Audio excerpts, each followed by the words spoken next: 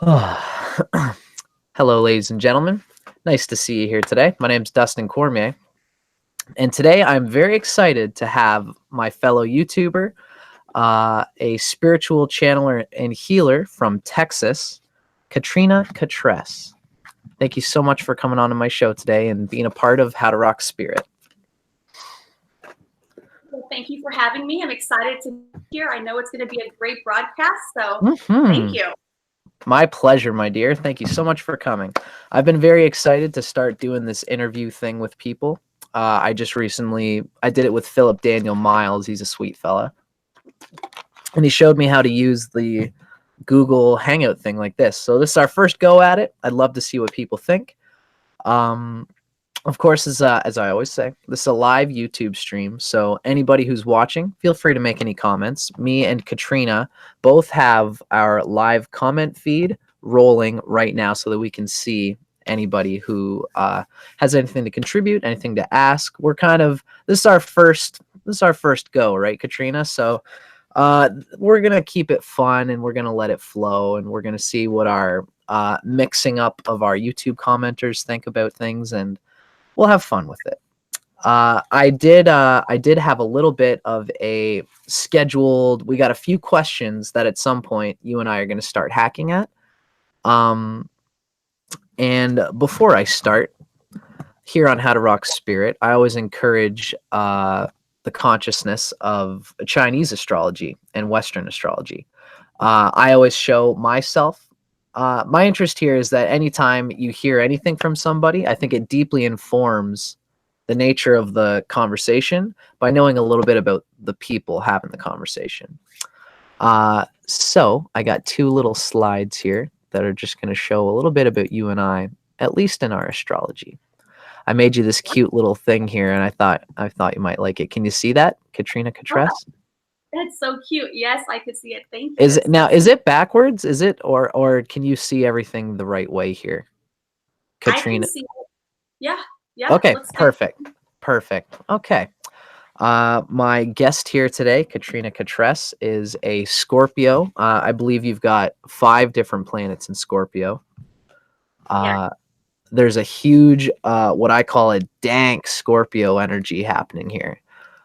You've got, I believe it was the Sun, the Moon, Venus, Saturn, and Pluto is all conjunct, are all in the same sign of Scorpio. Is that correct, Katrina? That is correct, yes. Wonderful. I got a huge Scorpio energy myself, and it is a pleasure to be getting into the nitty-gritty of spirituality with a fellow spiritual engineer live here on YouTube.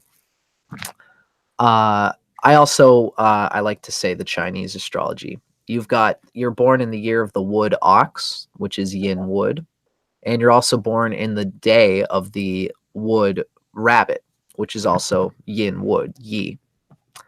The day energy is the key part of our whole chart. So that's why I really wanted to show that you are a yin wood personality. Chatting with me today. Yeah, awesome. And it's a pleasure to have you, my wood rabbit friend. Thank you. Thank you very much for hosting me here. Thank you. My absolute pleasure. So, what I thought we would kind of roll with, we're going to get into astrology a little bit, but as I was telling you a bit before, I've been excited to talk with lots of people in general outside of, to consider astrology as one of many branches and channels through which we can observe and objectify the unconscious spirit. I've been very interested in spirit lately. What does it mean? Does it have something to do with genetics, DNA, or some far out extraterrestrial intelligence? Where is the center of it all? And what is it that is unconsciously coming through us? How do we know the difference between a biological instinct, which is actually based on fear? A lot of the times we have fear running in our nerves, and it feels more familiar and comfortable to act in negative attitudes. How do we find the difference between a negative attitude, which seems to feel good, and a positive, constructive element to the ego, which is actually coming from the intuitive intelligence of the spirit. Astrology is just one such guideline, one such totem. I'm very excited to talk with you today, Katrina, because you have several, from what I see from your channel, I find that you have several constructive methods, attitudes, and perspectives towards gaining this vision of one's unconscious, of the spirit, and releasing it, channeling it, looking at it at its basic core from what I see in your channel, and digesting it in a way that you can kind of deal with on Earth, for yourself and with the people that you do your divinations with. So I'm excited to talk with you about the various different ways that we can go about that. I'm excited. I think that there's a lot to like uncover, unpack, and so I think we're gonna have a really great discussion. It's gonna be very fun, fluidity, dialogue, and so yes, these are good topics to have. They really help bring forth various aspects that are relatable to our everyday life experience. So it's taking information, insight, concepts, ideologies, but really it's beyond just interpreting them. It's really how do you live and how do you actually apply it in a practical manner. So yes, thank you for having me on these topics. Wonderful. That sounds like you hit the nail right on the head. And I love that your attitude is not just scientific and like that Scorpio engineer, but you're also sweet. You got that Libra rising, and you've got a lovely personality. And it's nice to have spirituality can be tough, and we want it to be challenging. But a little bit of sugar helps the medicine go down. So it's nice to have someone like you being a part of all of it. Thank you. That's a sweet compliment. Thank you. Certainly, my dear. So as usual, what I figure we'll do, Katrina, is we'll wrap, and every little bit, maybe we'll take a peek at our phone and see if we've got any comments that we'd like to say hello to. I'm just noticing, I'm doing what you do, which is cool. You do the thing on your phone.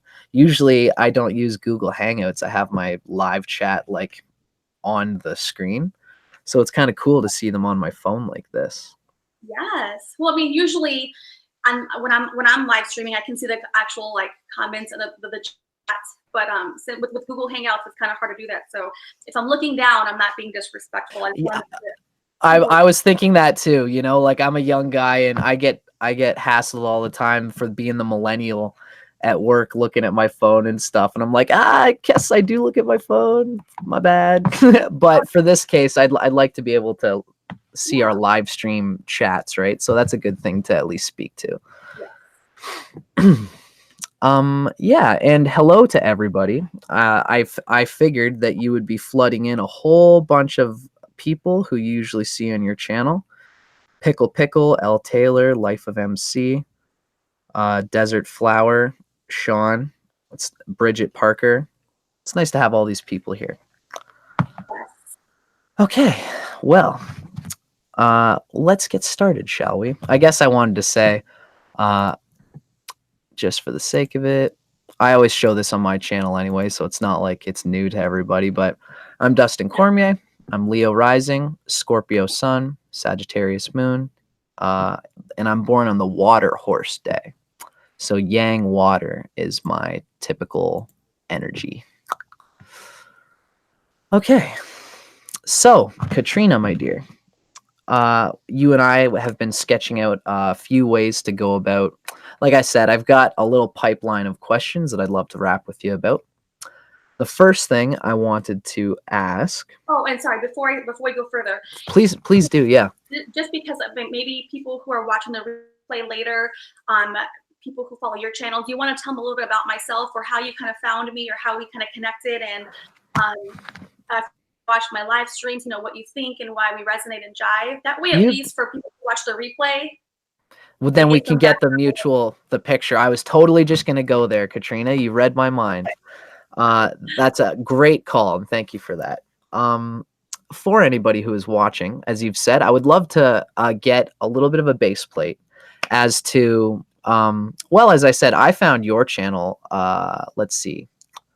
What I think it was either you that came to my channel or me that came to your channel. Yeah, I definitely saw you doing like Scorpio, and you That can was tell it. about the element. Yes. Yeah, right. I think it was my Scorpio Sextrology series. It was either the male or the female. And you were on there, and we kind of just built it up from there. It's funny how YouTube can kind of work like that. I'm very curious as to how you got onto being interested in teaching your knowledge on YouTube to a live audience the way you do. Yeah. Well, I guess I've always been like a student of personal development my whole life. Um, and initially when we think of personal development, it really, even that's a really narrow concept to consider because there's just so much growth that we as a human being, we're complex beings, souls. And so there's so many facets, layers to who we are. And I was just really curious and determined to really find ways to help give me more information into who I am, why I'm here, what's going on. And I just continuously pursued that with my whole life. Wonderful. The whole YouTube thing is a new thing for me, so it's fairly new, especially talking on these topics. I'm typically a very private person. I'm very reserved, very private, like at my natural element. So YouTube in itself has been its own part of my journey by, being more, courageous and brave, taking, methodical approaches to showing, my strengths, my abilities, the insight, the perspective, and all the insights that I have to share with humanity. And so that's kind of where I'm at. Wonderful. That's beautiful, Katrina. I feel like I deeply resonate with. I always think in my head that the 10th house from Scorpio is Leo, and so the Sun nature in Scorpio, it tends to transform itself, and it's constantly trying to get away from what it did before. And it does it. Everyone can see Scorpio transforming. I find that I resonate me as a very Scorpio person too. I've got Pluto, Mars, and Sun in Scorpio. I deeply identify with challenging myself to do something like this public thing, like this YouTube thing. And every time I do a show, I think, gosh, I could have done better. Or I go and do a live stream with someone like you, and I learn ways of getting better. And everyone on my channel can see me developing, growing. It's a tough thing because as a YouTuber, I encourage anybody who feels like they can do the YouTube thing, who they have any skill or even just love to talk and to talk about themselves and to build upon themselves.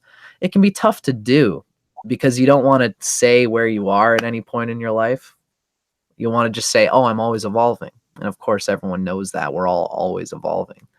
But it takes a certain courage to talk about your transformative process, to get out of the shell that Scorpio likes to stay in, and to talk about to embrace our capacity to talk in public about transformation. I think it's a Yes. courageous thing, and I highly relate with it. I'm excited about that. Yes. I know people don't think about that because if they see me just in one format, they assume that I've always been more open with revealing and sharing about that. Where no, that would not be the case for me. For people, they don't know that, it doesn't come up, but I do share with people that it was really a big step to do that. Not just to do, well, for the sake of doing that is one element, but also the topics of discussion are also, they're very broad and wide, and also so many layers to it. And a lot of people are just naturally in life quick to make their judgments or criticize, not because they want to be negative, but because these are topics that are deep and personal for so many people around the world based on their background, their upbringing, their religions, their traditional beliefs. And so I do my best to articulate these informations with divine love and benevolence, and also practicality. Yeah, totally. Because for me, practicality is where all the cultural impressions of mysticism meet. We can talk a Yes, lot about what it could be, but when it comes down to it, it's important to talk about what it is, where it meets universally within yes, all the and cultures. yeah, no, that's a great thing you brought up, because I was talking about that in my, I guess in my mind, but also oftentimes we get really deep into, I guess, historical data, traditions, information, and we, are consuming information that, of course, we're looking at the origins of different concepts, and that's great, and that's one piece and one layer to it. But if we get stuck in that, then we're not evolving, we're not actually growing through the process. Mm-hmm. It does require, you know, taking in information, of course, having some self-reflection, and then it does require like application. Otherwise, Mm-hmm. it doesn't serve us any good. Definitely. Definitely. Real knowledge becomes wisdom once it's attached to one's experience. Otherwise, you could just fill your head with lots of knowledge, but never really using it and breaking through the whole reason that you read that knowledge, right? Yes. Wonderful. What I wanted to say in terms of YouTube too is that I have always found when I do these YouTube sessions, I talk about astrology or I talk about spirituality, and by talking about it, I feel that I learn it better than I could even just by reading. I read lots of books on astrology, and it absorbs it to a certain point. But when I come on YouTube and I say, this planet in this sign reacts this way, or I got this tarot card in the reading and it related to this in my life, and combining the symbols like that by talking about it and having our fellow live stream commenters and YouTube viewers responding to what I say, it's an incredible way to sharpen your knowledge. Yes. Yes. I agree 100%. And that even applies to, I guess, everything we do in life. Yeah. Yeah, it's very important to, even if it's to your own self, like let's just say you have your own channel and you just want to practice on yourself. Speaking is still one more, level step above than just only reading it in your mind consciously. So I agree 100% with that. I see exactly what you mean. It's almost like when you read something and you say it, it gets into your lip muscles. Or Yeah. when you write it. I've also heard when you write, Yes. it because of the neuromuscle memory connection. It doesn't just go in one ear out the, or it doesn't go through the mind without sticking. When you write something, it sticks in the genes. Yes. Yes. Wonderful. I love it. That's very cool, Katrina. That is an excellent answer to that question. I love it too. Wonderful. Now, one thing that I wanted to speak to a little bit before we get going. Let's see. I'm just peeking at our chat. It looks like we're still good. I'm trying to keep my live comments on here, and I keep losing it. There we go. Okay. I figure we'll chat a little bit about one particular item, and then I would love to just go through and see if there's any questions or comments that we'd like to speak to. What I wanted to say is that I'm very interested. Well, in general, I've got a lot of Pluto going on in my chart. As I said, I've got my first lord. I'm a Leo rising, and so the sun rules my chart, and my sun is in Leo with Mars and Pluto. Mars and Pluto are both traditionally ruled by Scorpio. Yes. So there's a very deep Scorpio energy there. I feel that there's a Pluto generation from 1983 till about 1995. The Pluto and Scorpio generation has been growing and developing and birthing and solidifying a consciousness which has to be stable in its dissolvingness. Pluto and Scorpio is like an acid that often melts the container that holds it. I think that there are lots of people born around our generation who had a lot of Plutonian transformative energy, and it's tough to channel for a lot of people. But if you can, and if you do, you gain the capacity to completely dissolve in the present moment, in a trance or in a sensual moment, in some form of ecstasy. It can be very tantric. You can completely dissolve and give yourself to the moment, and then come back and still retain an identity, still retain an ego complex which is strong and can carry the energy body through what it needs to do to survive and thrive, as we all do. I wanted to speak to the fact that so this Pluto and Scorpio generation, 1983 to 95, is its own generation. Pluto's gone through that place for everybody. Now it's in Capricorn and doing its own thing there. I love the idea that you have Saturn in Scorpio. I think it would have been from about 1984 till about 1986 is that Saturn was in Scorpio while Pluto was also in Scorpio.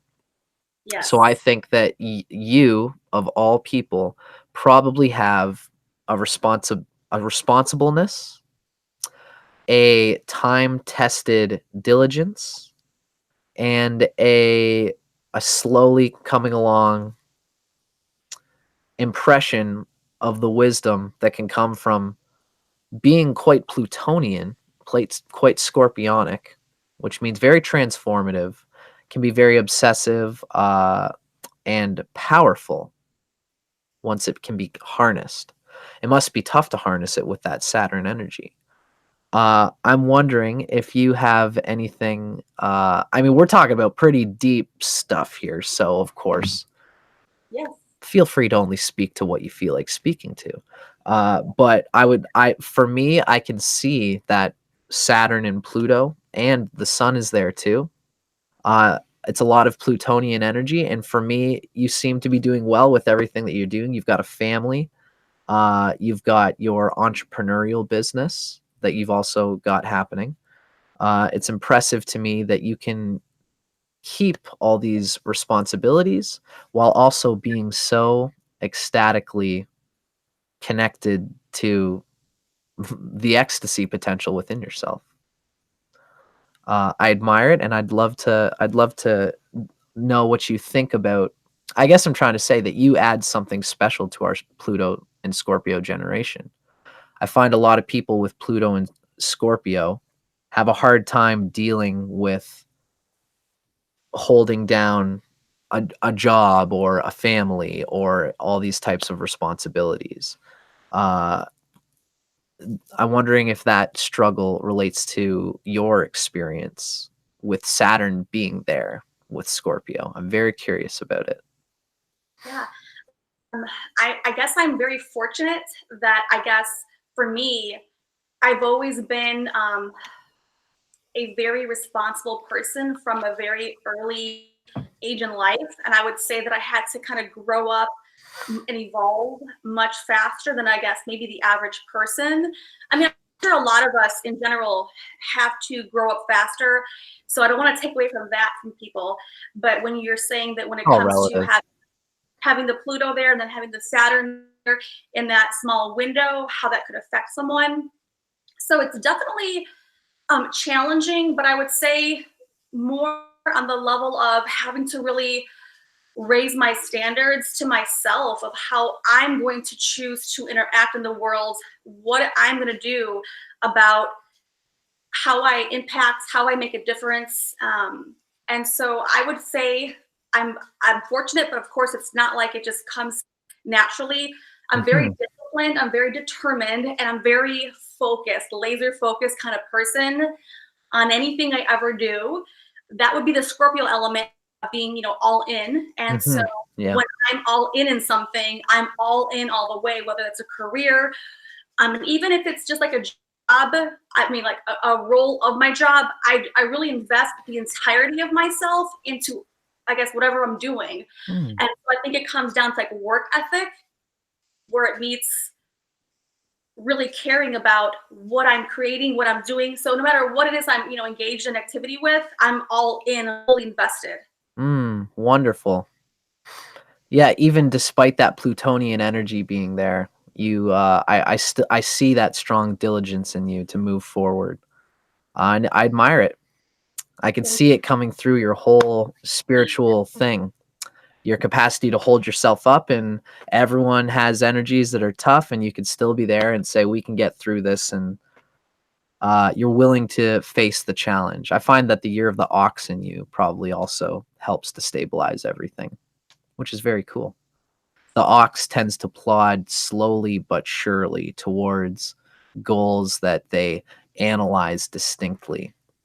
The ox doesn't, they don't tend to be willy-nilly with just like, oh, I'll try any old thing.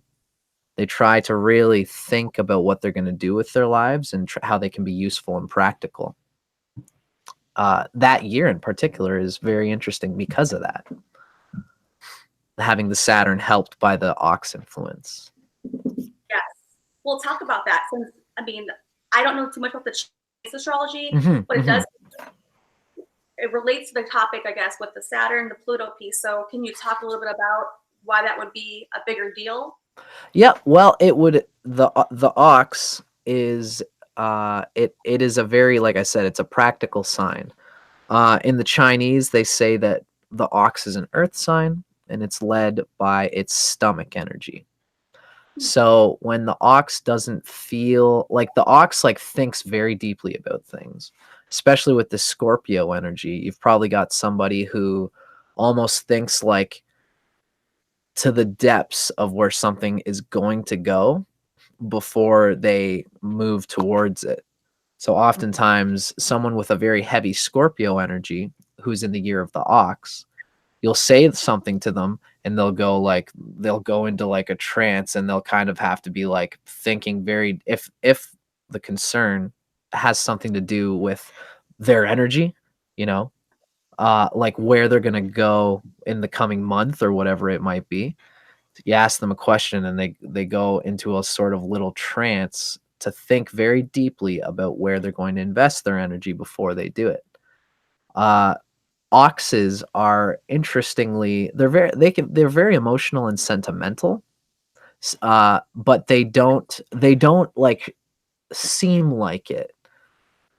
It's because their emotions they have water coming through them, and they can be very sentimental. They love people very deeply, and because they love people so deeply, they want to actually be practically useful in showing them how they can help people, not just a sort of lovey-dovey like, uh, "Oh, I love you so much," kind of like love, or like a shoulder to cry on type of love. I mean, that's all important too, but ox tends to actually want to be useful and to serve people in a way that can practically help them. I could see that being useful for a spiritual channeler, because you might have a sense of not only the mystical intuition of a person, of what a person's trying to do in their lives, but the ox in you also sees, like, yes, you have this desire to go to California and be a movie star, but you also got to survive. You got to ground it. If you were talking to somebody who had that kind of attitude, the ox is Right. realistic about reining in the Plutonian desires of the Scorpio, and, Yes. and of the other person that they're intuiting the energy of. Yes. And so I guess I'm all about taking risks, but it has to be the right risk and it has to be appropriate. And so I know Scorpio in itself can be a risk taker, but again, the element that I bring to the table is I'm very methodical, and so I'm going to think about things as much as I can in advance before I decide to act upon it. And so I think that kind of goes back to the ox and being very methodical.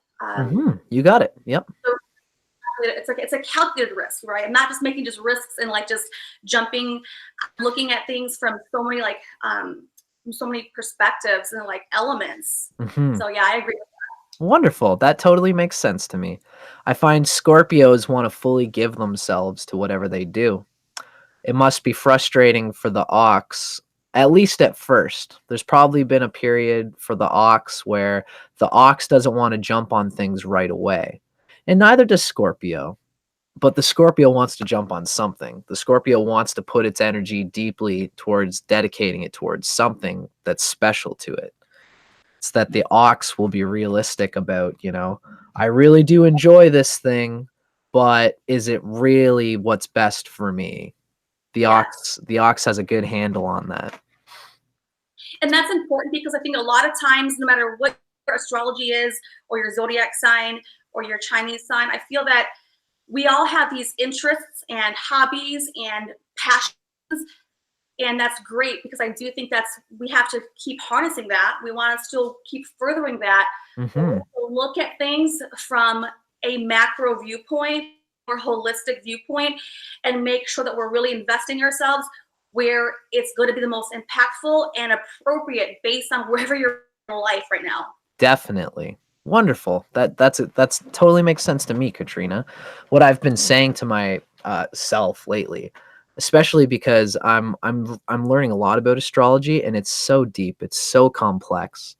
Not just astrology, but even when it comes to tarot divinations, when it comes to spiritual channeling, I like to think that you should try to do all of these things and not just one, because to have someone, an intuitive spiritual channeler who, I guess we're going to talk about this in these questions, but a pure spiritual channeler who doesn't use astrology, they're just feeling your energy and telling you about it.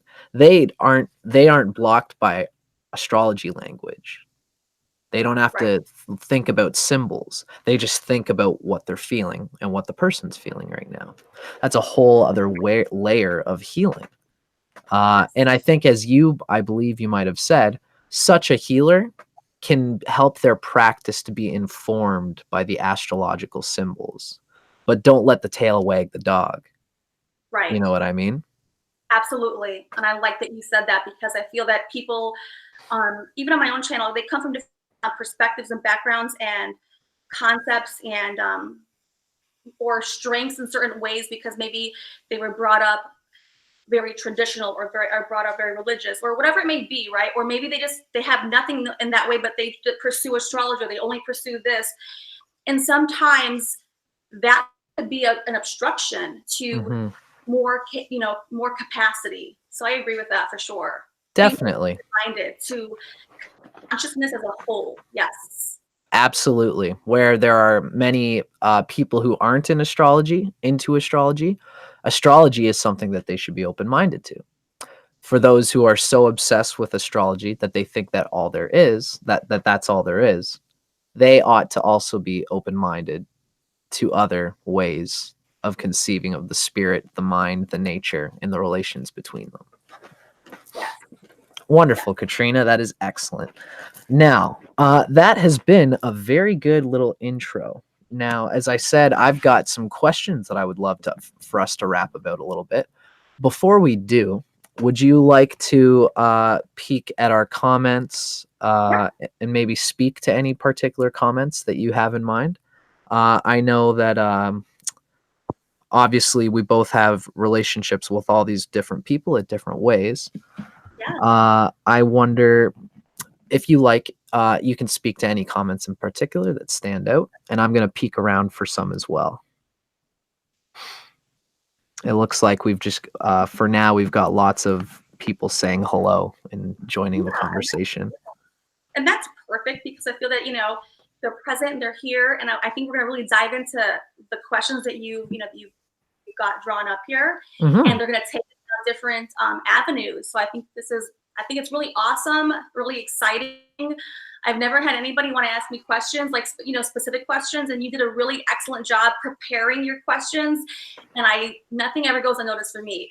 Excellent. Thank you, Katrina. I'm very detail oriented, but also big picture.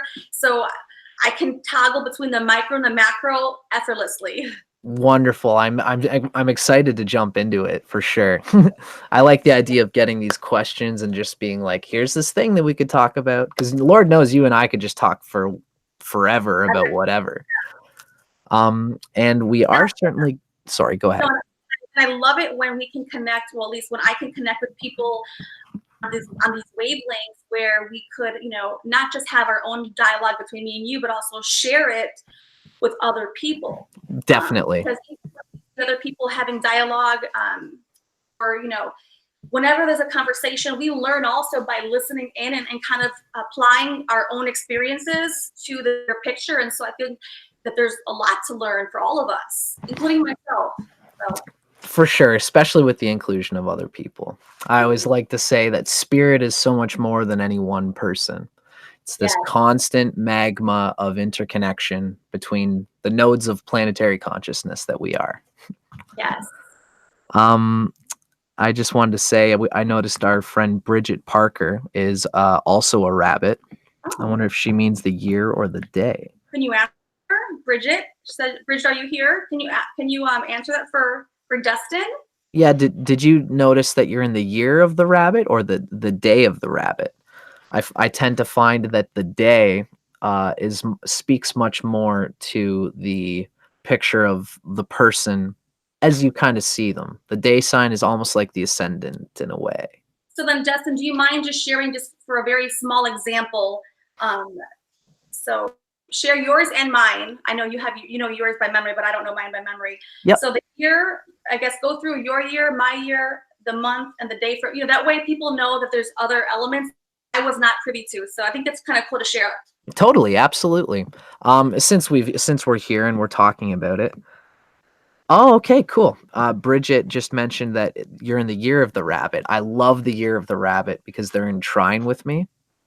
The animals or the people who are in trines with each other, just like in Western astrology, where they share the same element in a way. In Chinese astrology, the trines are the same way. Okay. Great. The trines have a certain strength to them. Like you noticed, for example, that triangles are the strongest structure in what's the word? Architecture terms that they say. Arches tend to be the best ones, but triangles are like second best, I suppose.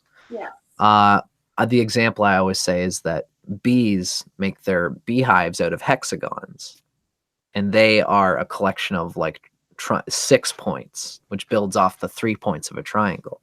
Yeah.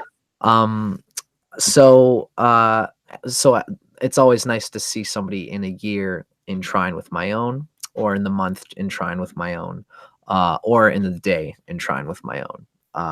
That resonates with a harmony, shall we say. Yeah. Now, the year sign, as I like to talk about it, I'm very interested in Chinese astrology, and eventually I'd love to even interview you specifically about Chinese astrology, Katrina. We're definitely going to do that one day. The year usually has to do with your growing up, kind of like your early childhood. It's a specific set of values that is enacted from age 0 to age 12. You're kind of picking up the quality of your year sign, which for you, Katrina, would have been the wood ox. That sort of self-cultivating and learning to be tough and learning to, but also communicate with people. Oxes can be very not introverted. They can be, they learn at first that they want to be rather introverted, and sometimes they can be tough and Spartan. They can be warriors for sure. They stand up for themselves. But the ox is rather timid, and it takes them for a little while to realize that their sense of self-containment is also a strength. Then from age 12 to age 24, we tend to be integrating the characteristics of our month sign in a certain way. This is one branch of Chinese astrology, but that's when we start to pick up the capacity to work, capacity to really engage with the world, and to start thinking about how we're going to work, what it is that we do. You're in the month of the boar, just like I am, because we're both Scorpios. The month of the boar usually starts around November 8th. Okay. Yeah, and that's right where my birthday is.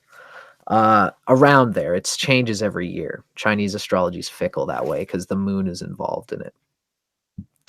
The month of the boar tends to like to tackle big, huge projects in its own time. They're kind of like this shotgun blast. I find it's interesting that you and me both have videos on YouTube sometimes where it's like 4 hours. And part of the reason why you and I can go for so long in our work, it's the month, right? Of course, you got to dig that these, just like anything, you're a Scorpio, and that doesn't mean you're going to go around stinging people all the time. Same thing with the year of the boar is a pig, but the pig is considered lucky in Chinese. The pig, it represents somebody who goes in its own calm, confident pace towards whatever it does. I find that you and me, I'm the pig as well on my month. And when I am doing astrology videos, I smoke my little bit of weed. I got my little weed smoking thing here. I drink a bit of wine, and I light some incense, and I give myself breaks. I go to the bathroom when I feel like it, and this is like my work, right? But it's so informal, it's so personal, it's so intimate that it doesn't feel like work for me. Right. I agree 100%. Yes. Right. So I can just smash it and I can just keep hacking at it. Right. That's boar on the month. They tend to very much have that kind of work vibe.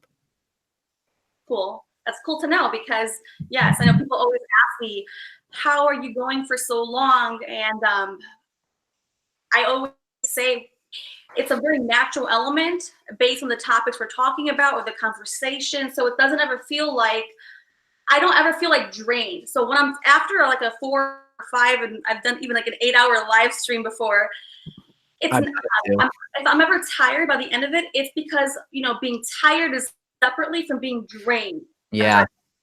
So. Yeah, I get you. It's like almost like releasing. Yeah. To have that much work done in that amount of time. And then the boar says, well, I just did this big epic adventure in this thing. Yeah. Now I can relax and go and do other things and kind of leave that alone for a while, and then the next time you come back, it's fresh again. Yes. That tends to be the boar. It's funny how the Chinese are they have this funny sense of time where time and space, like everything that happens there is all meant to happen, and no part of the time stamp is any more special than any other one. Yes. The boar is the last sign in the zodiac. They say that the boar was the last one to get to the Buddha's bedside when the Buddha was dying. Because the boar took their own time. They got to their destination in their own time and by their own sense of pleasure. But as they say, when the boar is considered lucky because they're not necessarily driven so deadly to go towards what they want to do in the same way that a rat person or a dragon person is. They take their time and they go towards something that interests them. And because they can do it, because they are the last, they also enjoy the fruits of having taken their time. The boar is considered lucky in Chinese astrology, although all the signs have their luck, obviously. And then the last one I'll speak to is the day. This usually you burn it in your brain from about 24 to 36. And that is that expresses the energy of the day that you were born. In Chinese astrology, we're also going in 12, how there's 12 signs of astrology in the year. And that's just every month it changes to a new sign, right? Yes. That is the same for the month signs in Chinese astrology. Every month we're in a new month sign. Okay. The days also go by a 12-day cycle. So when you are Well, so every 12 days is like a new cycle, and you are in the day of the wood rabbit. And the wood is actually the center of your chart. It's really the center of your persona and who you are. If you looked up the nature of yin wood, you'd probably really see yourself in it. So from 24 to 36, we are learning about our day energy. And the day energy is actually called the marriage palace. Oh, wow, interesting. Noticing my computer's going a little bit slow. I'm wondering, does it look like my mouth isn't going with the audio? For me, no, Yeah, it looks not for good me. to you. Okay, I can see you. Yeah, oh, I it's see. I feel catching like up. My computer's just catching up with me, I guess. okay. So from 24 to 36, this is around the time that we start to think about marriage. The day sign has to do with how we are with other people. Of course, you've been the day sign since the day you were born, actually. All the animals are in you all the time at once. It's not like you get to age 24 and it's like all of a sudden, oh, I'm now a wood rabbit, right? It was there the whole time. Yes. It just represents 24 to 36 as the time when you might get married or that you might involve yourself in business and in interactions with other people at an investment level. Okay. The wood rabbit, interestingly, is a very mystical energy. Wood energy, yes, it is certainly. Wood energy is like intuitive. It kind of goes by feel. It leads by its liver in a certain way, in a sort of metaphorically speaking. Yeah. Yes. I'm writing some notes. That's what I'm doing. Yes, certainly, of course. The wood people tend to go by their liver's instinct. They tend to be good networkers. They like to execute things, and they're good at getting to like the top of a company, for example. They can be very entrepreneurial. It's like they like to make connections, Yeah. and they're very flexible at the same time, Yes. which is a powerful thing to be able to do, especially with like the wood and the wood ox kind of like complementing that too. Ox is very tough, and it stays and it's fixed. Mm-hmm. And even the boar is a bit like that too. So you've got some fixed energy there combined with a very mutable, transformable, flexible wood rabbit energy. And that makes sense. That makes sense. That makes sense to me. So that's pretty cool because I mean I've known a little bit about the astrology, Chinese astrology.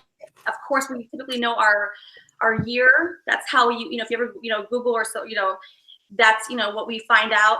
How could someone who doesn't know where to look find out their year, their month, and their day? That way they can know. And then, do you have just a couple of seconds or moments to answer people in the chat who want to know their day, their day and their month? Yeah, I'd be. That way, it's a story. Sorry, it's okay. Go ahead. No, that way. I think they had questions about number one, how they find it. Number two, if you can help at least tell a couple of people who are here in the chat what their day and their month and day is. Cool. That can participate and be part of it. I love the idea. Maybe I'll just kind of I'll shoot the shit, and I'll just try to speak to as many as I can. Yes. I know that I've always respected that you have a deep audience engagement on your channel, and I would love to sublimate that from you right now. All right. So I'm looking. I can see we already talked about Bridget Parker being in the year of the rabbit.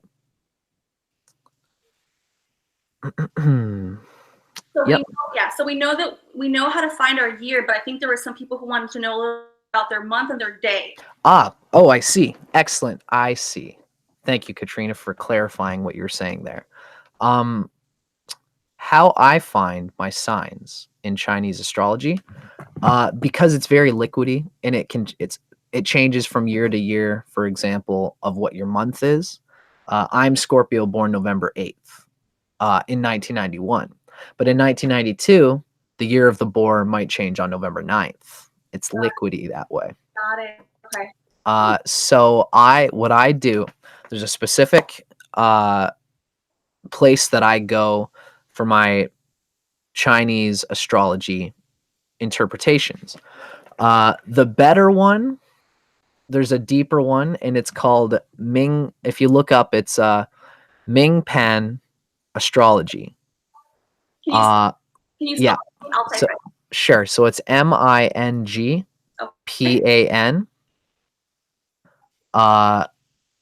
And then you would look up Bazi.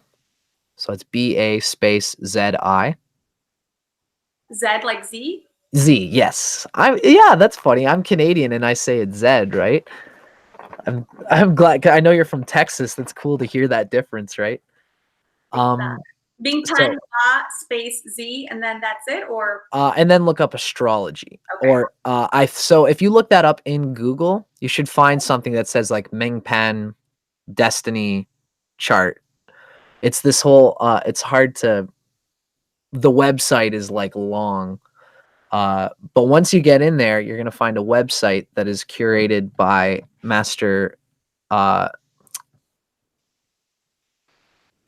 well, I'm drawing a blank on the guy's name. Mantak Chia. Mantak Chia is the premier Chinese astrology guy, and his site, that Mingpan Destiny chart, is the place to find it. Did you happen to find it by looking up what I Let's see it. You do or you don't? I'm looking. I think let me double check though. Yep. I'm just wondering because, I should probably look it up just to make sure that I could get it myself.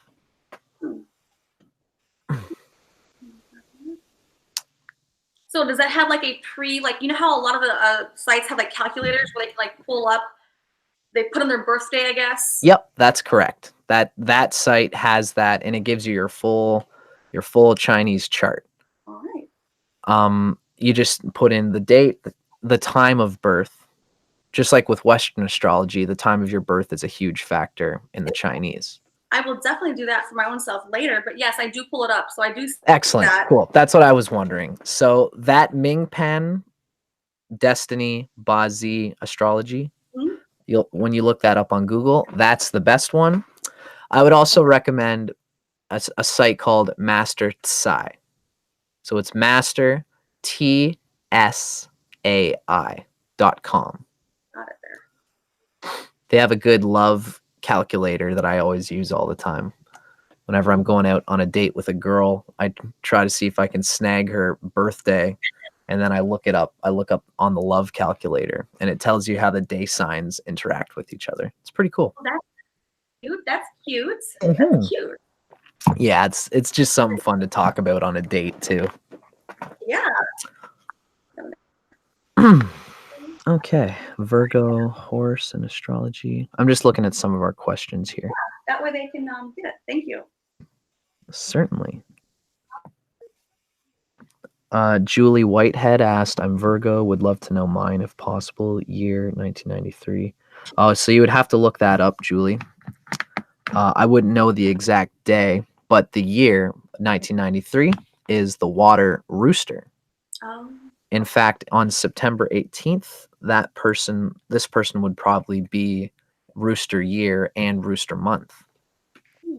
So being in the year of the rooster, the attitudes of the family probably encouraged a tough work ethic, a soldier mentality, organization, in life in general, being in the year sign. And then it's also being in the month sign.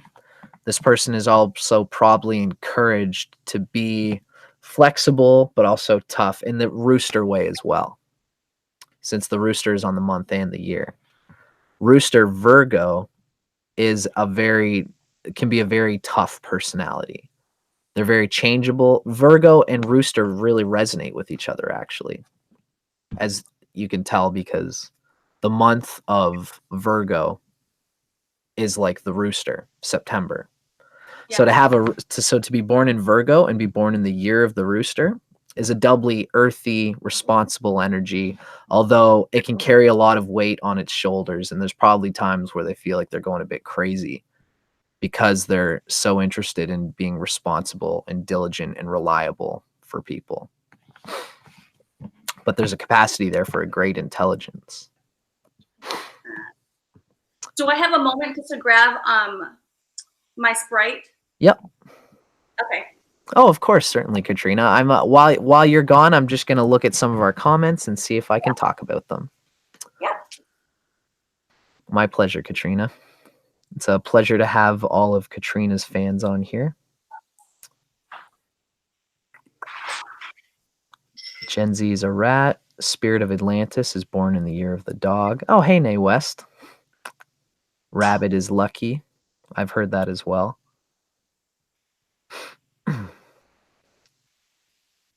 Is the astrology specific, or is there a cusp like the other astrology?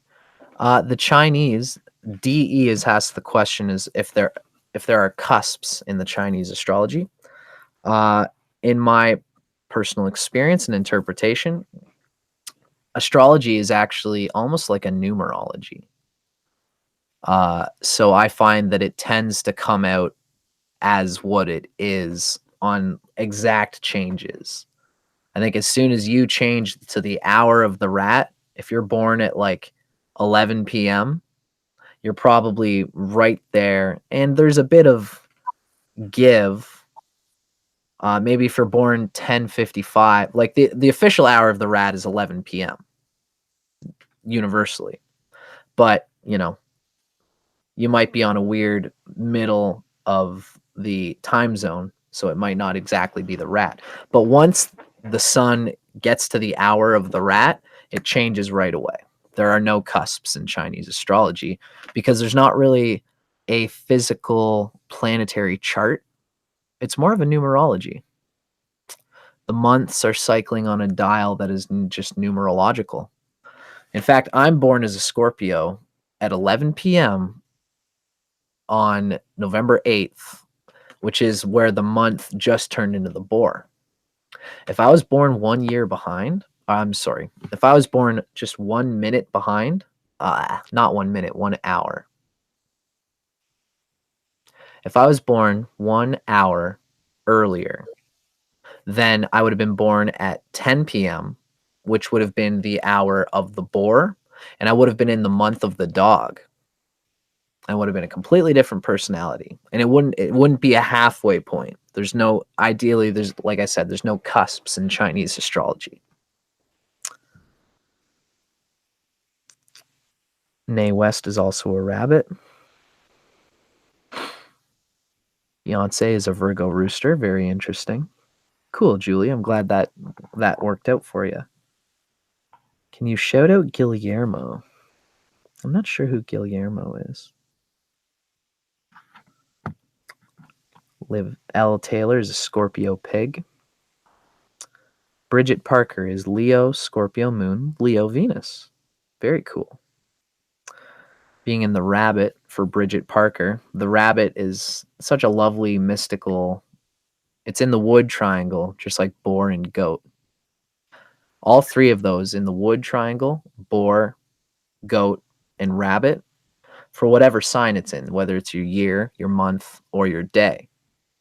It adds a character quality which is very sensitive, sometimes too sensitive. It's like a Piscean sensitivity, sensitive to people's feelings and emotions and their own emotions. So to be a rabbit who's got the mystical rabbit having Leo Sun and Leo Venus, it's a very interesting combination because the rabbit in this person is probably dignified and reserved. They probably have a very ladylike appearance. They probably, Bridget Parker, according to these symbols, the Leo in you is probably gregarious and likes to laugh and have fun and even likes to perform. And the rabbit in you probably is very in tune with your own nature because rabbit is pure wood, like I said. It's a yin wood character. So the roots of rabbit come from a feeling of their body. Rabbit's already in the wood triangle. So rabbit being a wood type animal in the wood triangle is like doubly wood. So this is a person who might be very sensual. They could be a healer through like massages, through psychology, through genetic awareness. And the Leo in this person can probably talk about all those things. or talk on those layers of things. The Leo and Rabbit combined is probably good at like shooting the shit about refined taste, the sweet things in life, like cream rather than milk, good wine, good antique furniture. This kind of person probably likes to talk about that stuff. I'd love to know what you think of that, Bridget Parker. L. Taylor's a Scorpio sun in the year of the pig. Very interesting. Of course, we know Scorpio resonates with the pig. The month of the pig is when Scorpio month is when the pig month happens. Blah. Scorpio month is when the pig month happens. So Scorpio on the year of the pig is probably somebody who early family values reflected a peaceful, calm, go at your own pace type of vibe. This person might be a little bit of a lone wolf in a certain way, although the boar in this person will love to connect with people, lots of people. The boar has a heart of gold in a certain way. The year of the boar in Scorpio can probably be intense because they love those connected to them very deeply. And they'll express themselves to those they love very explosively, because the boar does that and the Scorpio does that. But it's because they love so deeply. That's something that the boar often does, and Scorpio too, obviously. Hey, Katrina, I'm just rapping with our viewers here. Thank you. DE is a Cap Aquarius, year of the snake. You have to consider DE. Our friend DE has said that you're born Cap Aquarius cusp on January 20th. You might already know this because you've said the year of the snake, but you have to learn the Chinese year starts with the new moon in February. The month of the tiger is actually the start of the Chinese year for whatever reason. That's like the start of the wood cycle. Tiger starts the wood cycle. So if whatever year that you're born, if you're born around January, February, you have to look for that when exactly that year changes to the year of the next sign. If you're born January 20th in 1989, you might actually be in the year of the dragon, which is 1988. Because it doesn't change by the year, it changes by the Chinese New Year, right? Which usually happens in February. Yes. This is fun. I'm kind of just like digging the hell out of this. I'm having fun too, but I don't mind going through the questions. That way, at least we do at least get those deep topics. But Wonderful. You let us, you guide us. Yeah, thank you, Katrina. I appreciate it. I wanted to shoot the shit with our viewers just while you were gone, just to kind of keep up, and just say hello to everybody. I love rapping about Chinese astrology, so I'm glad to have everybody here asking the questions about it. And plus, usually on my own channel, I have things that I've got like it's like we're talking about the year of the goat with the sun in Virgo or whatever it is. I've got a plan strictly figured out. So I'm loving being here with you and just shooting the shit and having a glass of wine. I feel great about it. Yes. So thank you so much for that. And to all our lovely viewers for rapping with us. Yeah. Maybe honestly, I'm really enjoying this. Like maybe we'll go through a bunch of these questions. We'll go as far as we feel like going with it, Katrina. We could just rock and roll it. Maybe at the very end we could just or periodically we'll peek at questions that relate to the topic of discussion. Yes. And at the very, very end, I wouldn't mind just shooting the shit, talking more astrology stuff. While I've got this chance to be informal and have fun, I'd love to answer some questions and just rap. All right. Can you? I guess I had some people were saying that you were out of sync. I guess the lips or the audio. Yep. We can get that back. I guess in sync a little bit. I'm trying to see. I know I can tell that my screen Gosh, I'm way off, eh? Yeah, I can tell that my voice is way off on the screen. I don't really know. It kind of fixed itself like an hour, like when we first started. Okay. Well, Oh, then I've got an idea. This might do it. Check, check, check, check. It looks like I'm a little bit better now. Still a little bit off, but I think I've reduced my video quality, and I think that that's going to help a little bit. all right. I'll keep it at medium for now. Why don't you let me know if we keep seeing it, Katrina? I could always, you know, it's not about the video looks when we do these things. It's about the audio and the Yeah. information. So I don't mind dropping my video quality a bit so that people can actually see me.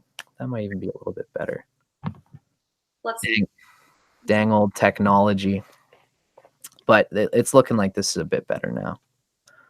Okay, without further ado, Katrina, my dear, let's wrap a little bit about the questions that we have figured out for today.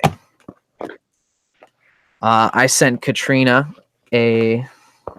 Oh, wow, that's crazy, L. Taylor. November 8th, eh? Ooh. My fellow Scorpio, possibly Boar friend. You're right on the month cusp, so you would have to look that up. Thank you for mentioning that. Okay, so as I was saying, me and Katrina had worked out some questions. My computer's still a little bit skippy, but we'll just have to roll with it. Perfect. That's such a bummer. I wish I could make that not a thing. Let's see. I'm just going to poke around and see if there is anything I can do for that. Check, check, check. Check, check, check. Okay. I'm just hoping that my internet kind of comes in a little bit faster and maybe that'll fix that up. We'll see as we go along. Okay. We had some questions figured out, and now I would love to start hacking at them and see what your interpretation of the spiritual gnosis is, as I have kind of laid it out here. I'm going to share my screen, and we're just going to take a look at our first question. That's Katrina. Yeah. All right, ladies and gentlemen, as usual, this is a live stream, so please feel free to make any comments that you would like on the question and the nature of the question. This is me and Katrina shooting the shit, so we don't know how far we're going to go with each question, where we need to go with it.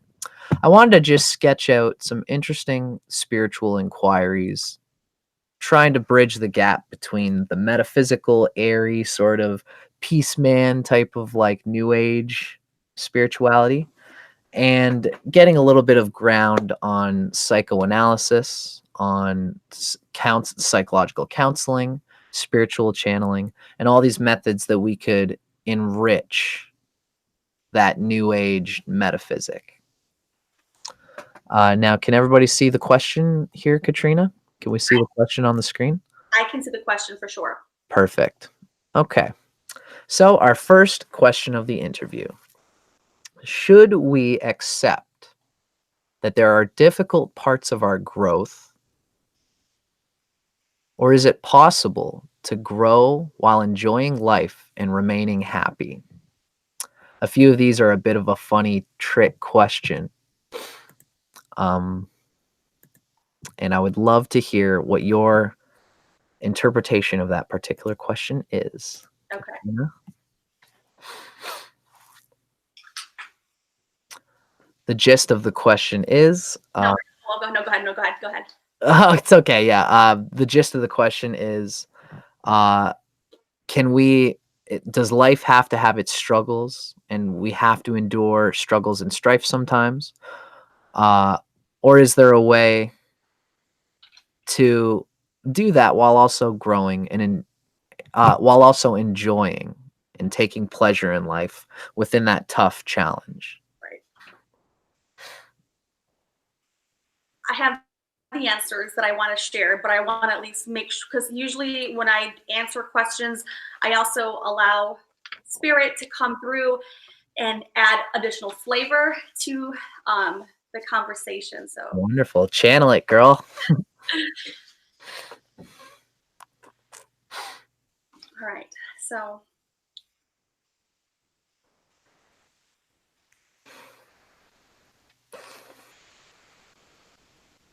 okay. No rush. Yeah, I like to just make sure that I've got the right language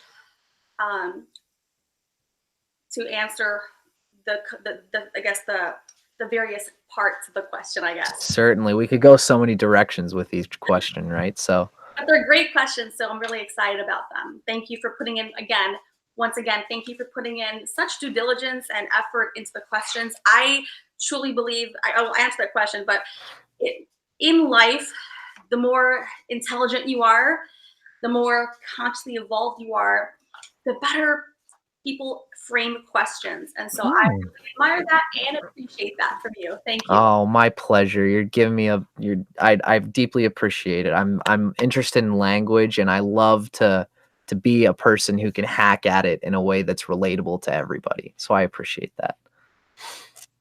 Right.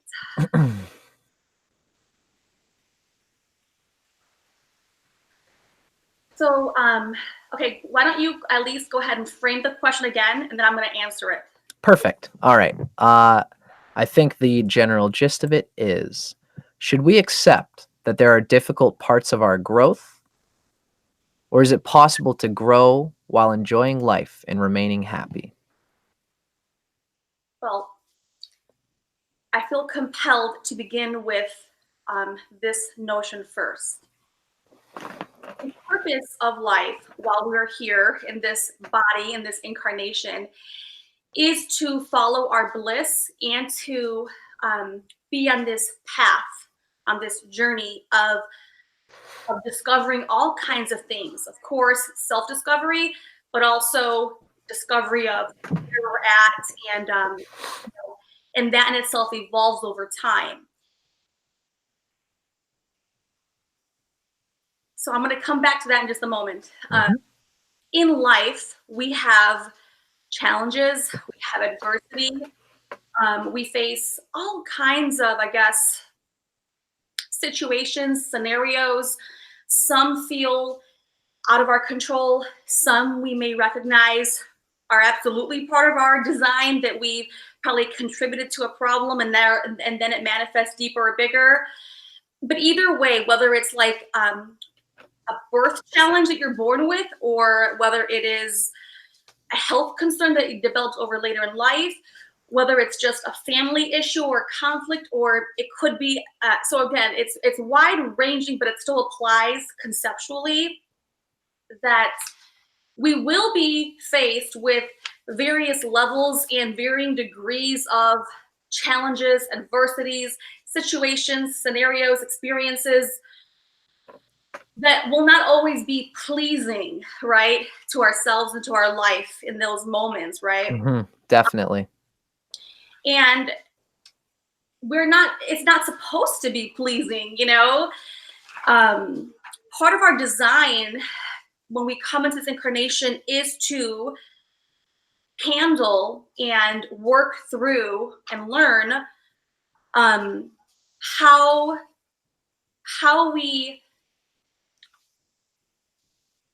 we evolve our consciousness. And so I want to step one more step back, if I can, and also explain one of my understandings. I mean, it's a main understanding, is that before we are born completely, or in this incarnation, we already have a plan.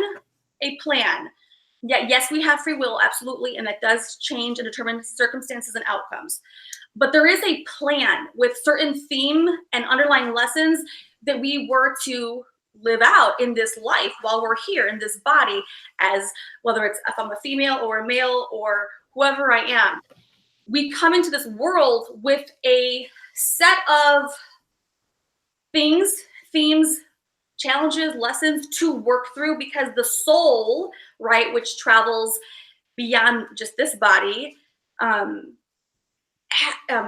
before we came here, we did agree to take on this body's identity and predetermined events and scenarios on the macro level. Yes, we have free will and things could change, but there are still conceptual components that are going to hold true, and they will still be there for us to work through in this life, in this incarnation. So does that element at least make sense? Definitely. That's a wonderful way. That's a wonderful way to say it. Yes. I'm very interested in that blueprint idea. Everybody certainly has a blueprint for what they are and a blueprint for what they're trying to become, shall we say. Yes. Of course, that becoming is also a part of the being. Yes. It's a funny sort of like balance that has to happen there. It is. I'm almost inclined to, I often think of like, where's the boundary between spirit, and DNA and genetics and karma. Sure. The Indian Hindu philosophy makes a distinction between karma, which is energy from the past Yes. that continues on, Yes. and dharma, Yes. which is a certain trick, a certain way of using the energy that has come through Yes. in a way which actually capitalizes on it, Yes. which makes it greater than the sum of its parts. Yes. Yes. Yes. So to that concept,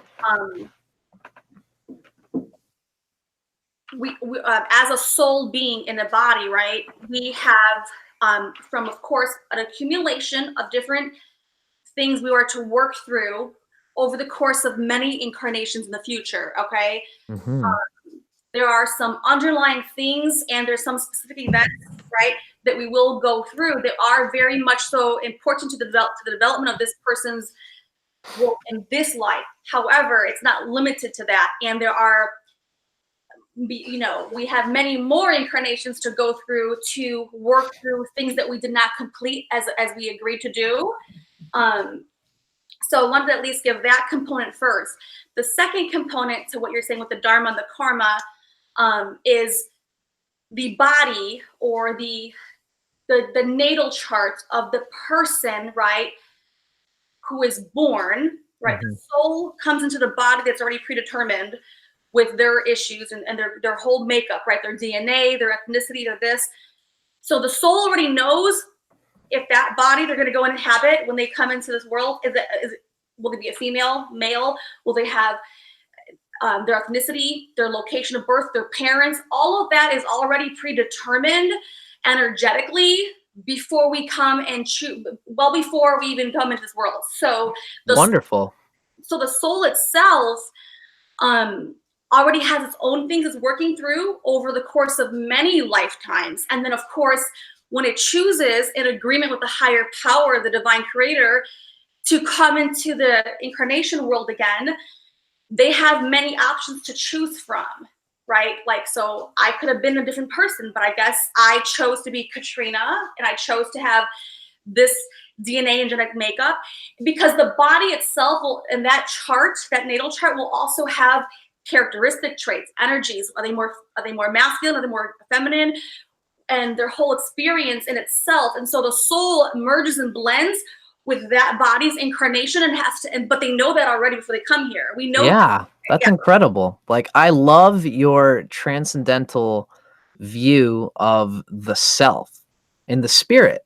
To speak to that particular consciousness, I've often thought of the idea that humans are kind of like,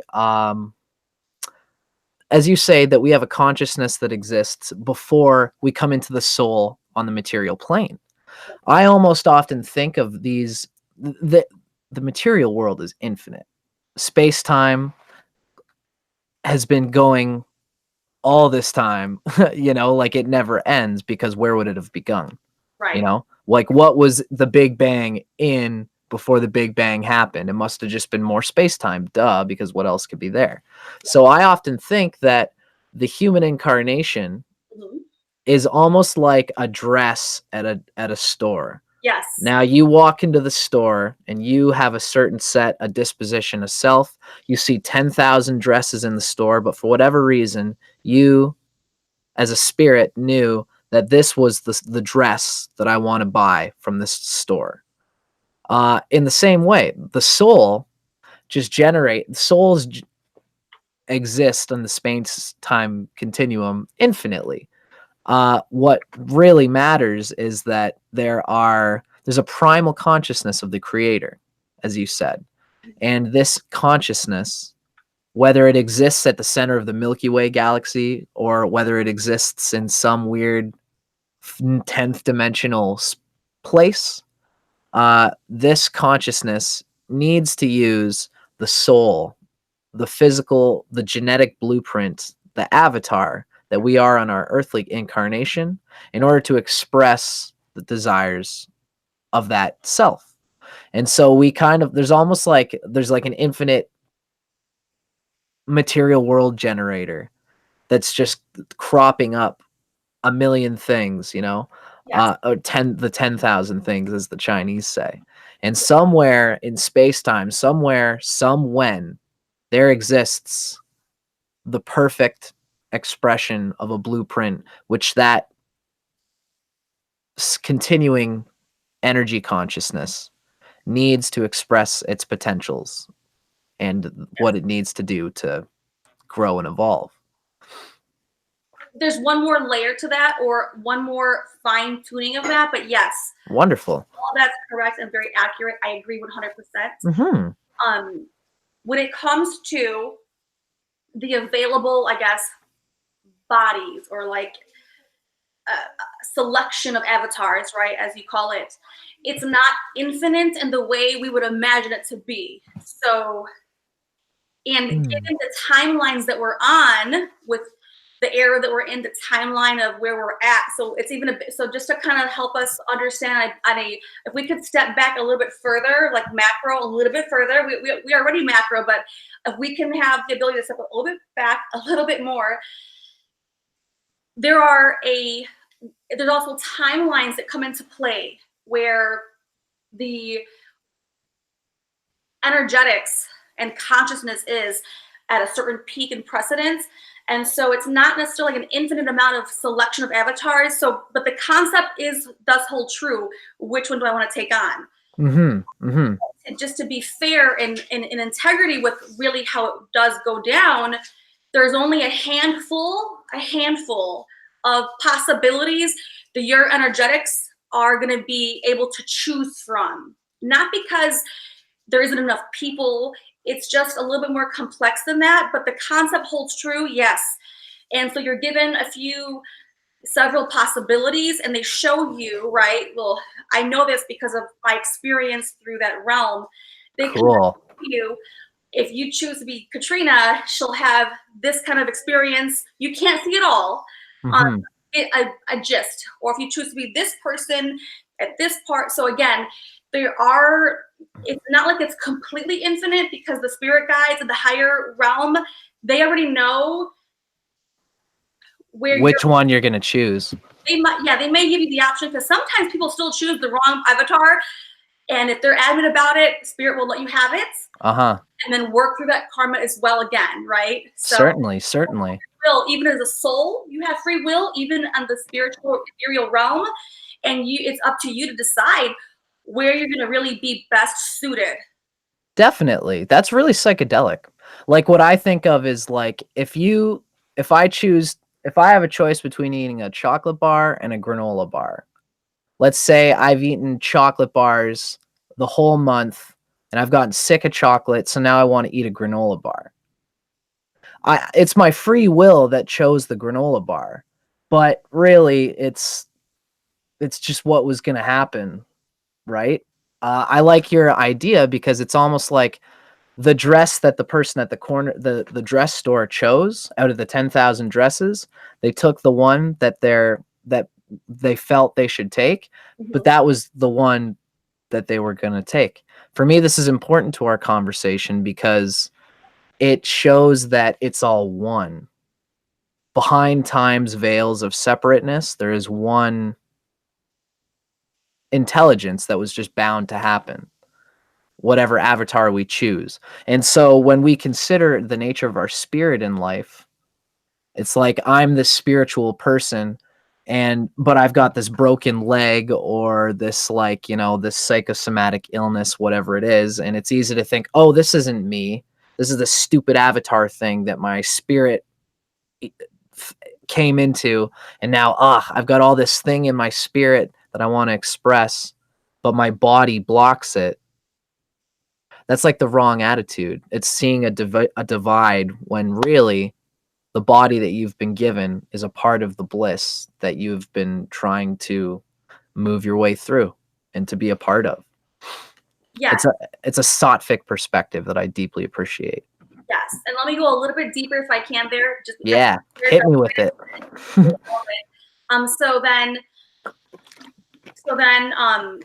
Okay, so you do have free will as a soul. You have free will to choose between a handful of, I guess, of bodies or avatars, and it will be positioned for you to pick the right one. But the creator is so benevolent and so compassionate that it will let you pick of the handful the one you believe or you've convinced yourself as a soul to take on. It will help and guide you because there's a whole team of spirit guides in that element showing you, but either way, as a soul, you will still choose. Now, the soul in itself, right? So when we die, we have a certain consciousness. And to some degree, we maintain that level of conscious ascension, expression. And so just because we're a soul, people think they have the idea that, oh, well, I have all access again. You have access in the way that would be appropriate, but again, you don't actually go into full access or conscious evolution until you've earned that position and earned that experientially. Okay, does that make a little bit more sense? Yeah, it's like you have to experience all those bricks of the golden temple before you can experience it, before you can know it. You have to integrate all the various gross elements of the material world, the emotional world, yes, the mental world, before you can integrate the spirit that connects them all, the intelligence, that the deeper value that connects them all. Yes, and while we're here in this incarnation, we're all at different levels of conscious growth or conscious ascension or conscious evolution. And so it's not because we just don't have access to it, but again, every being, every soul is at a different point in time, a circular point in time. It's not like it's linear like that. A certain point in circles at different position points, right? And there are sometimes the soul may be more highly advanced or evolved, but they will choose a limiting body to do some prior work karmic experience to heal, or sometimes that soul will agree, raise their hand, play another role for another person, their soul family, to play that part. Again, there's so many varying layers there, but they all exist. And so I wanted to at least bring that part forward. It's very real. It's very, very psychedelic. Like I have a buddy who is interested in transpersonal psychology. And that almost reminds me of it. The idea that when you're doing something for a friend or something like that, or you're serving somebody, right, you're a part of their consciousness. It's like we merge with each other sometimes without even knowing it. yes, or we act as extensions of each other without yes, even knowing it. Yes, and we do happen to be consciously, as a soul. We do travel, not 100% of the time, but often we will travel in soul groups, right? So it is likely, but not always the case. It is often likely sometimes where we are in soul groups as a soul, and we'll incarnate in groups, right? And we'll play certain roles for each other, right? So that does occur as well. But not always. Yep. It's not always, but it does happen as well. Wonderful. That makes sense to me. And one more thing on this topic, I'm sorry, it's very relevant. So the soul itself has its own, I guess, piece of the timeline where it's at. And then if it chooses a body, it comes into here. And so the body it chooses, the avatar it chooses, it already knows, okay, does this person have more aggression? Does this person, are they more passive? So these traits are already predetermined when they come into the body. And yes, like you said, they'll have to merge the person, the personality with the soul. And that in itself could be tricky and challenging. But again, depending on where they're at in their consciously incarnation will determine, can they easily integrate, or are they going to have internal conflict with themselves? That's really amazing. What I'm thinking in my head is that you're so similar to me in the Scorpio sense that you plug right into the primal intelligence of the universe and you go down from there, which is a very interesting. I can just so see that everything you say is informed by that non-separate primal creator intelligence that's within everything. Yes. I deeply respect it. I've always started off in like Hindu spirituality, and they have this idea of Vishnu, which is that primary base plate of consciousness at the bottom of all particular forms, and Krishna is the representation of the merging of those two. And so I deeply relate with that intelligence consciousness.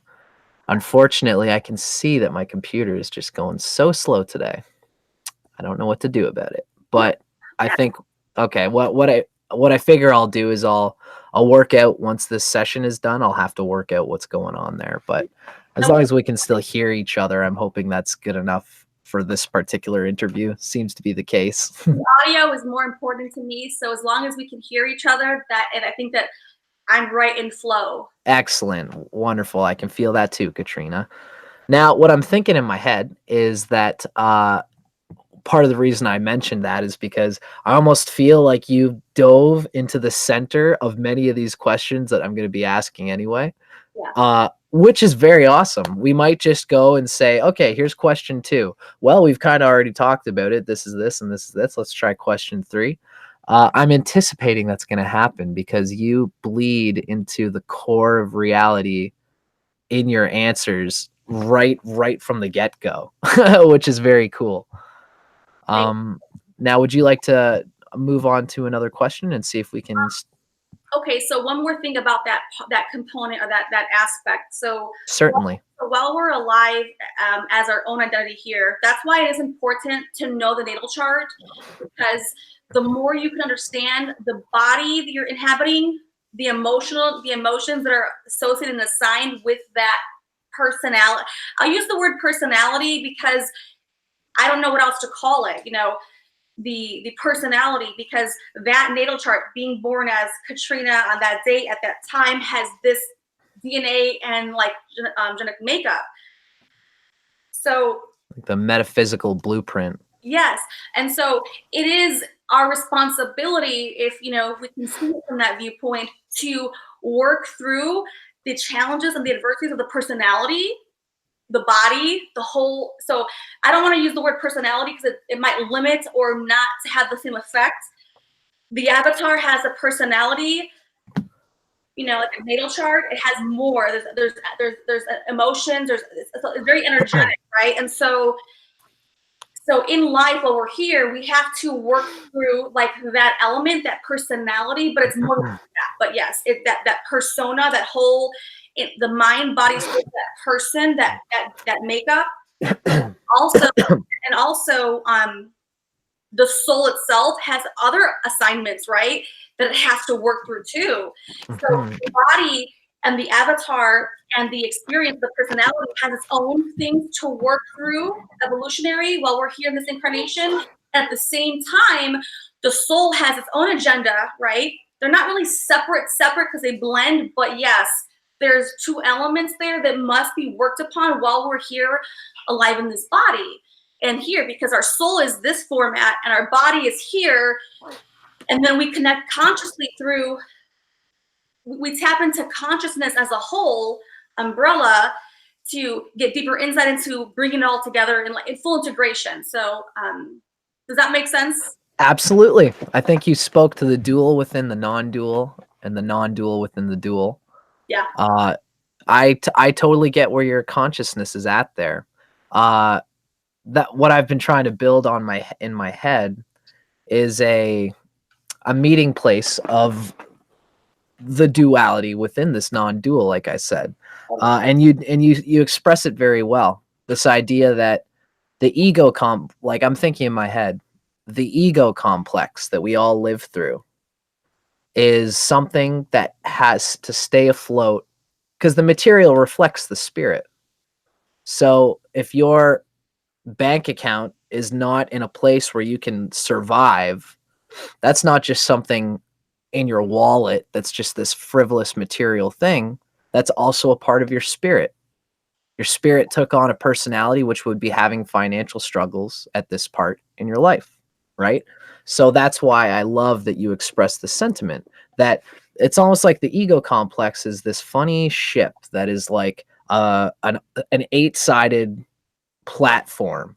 And sometimes one part of the platform falls in the water, whether it's, your emotions like have to take a back slide, your emotions have to take a hit so that you can go to work and that you can do the tough things that we all have to do to survive. And then it shifts again where it's like, okay, I've been working too hard.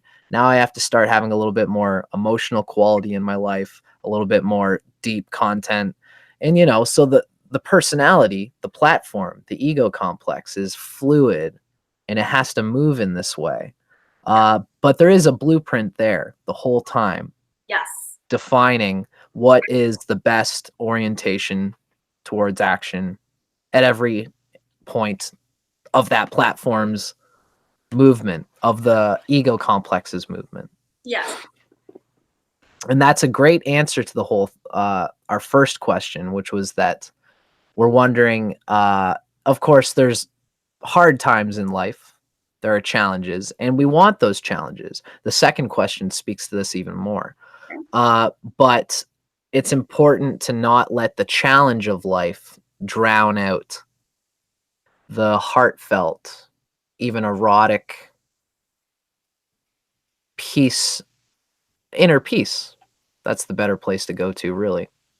You can't let the acceptance of the challenge of life ruin that ego whose vitality and health is what is going to overcome those challenges. Yes. Wonderful, Katrina. I love the way we wrap that up. Yay. Would you like to move on to the next question? Yeah. Well, does anybody have questions in the chat about that? Cool. Great idea. That's a great call. I'm gonna load up. I haven't checked, so I don't know. Sure, I've got my phone right here. I'd love to check as well. Okay. Let's see.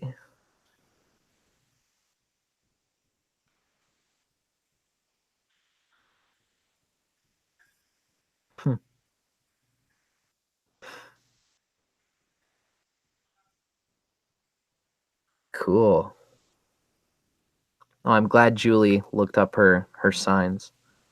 The tiger.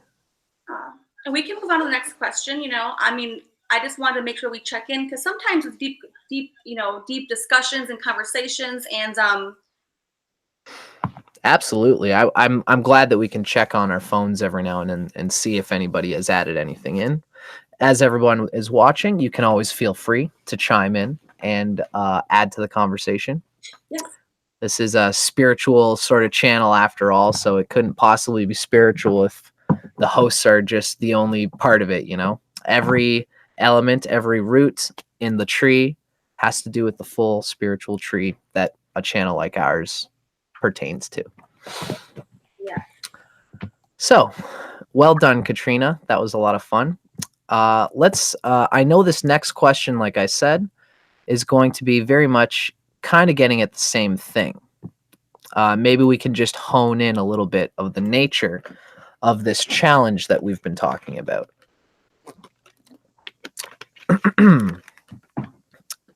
So the second question is, does spiritual growth require sacrifice? We've already talked quite a bit about that. It would be interesting to consider the sacrifice of what exactly. I think we sort of chimed in on it a little bit with the idea of this Oh, look, my internet's better now. This platform, the ego complex, Mhm. which is always shifting, Yes. the exact nature of the sacrifice that we need to give to the universe is Right. changing because our nature is changing. I Yes. would love to know if you have any particular terminology which can get a concise picture of perhaps, is it the nature that we have to sacrifice? Does the spirit sacrifice? No. Does the nature sacrifice itself to the needs of the spirit?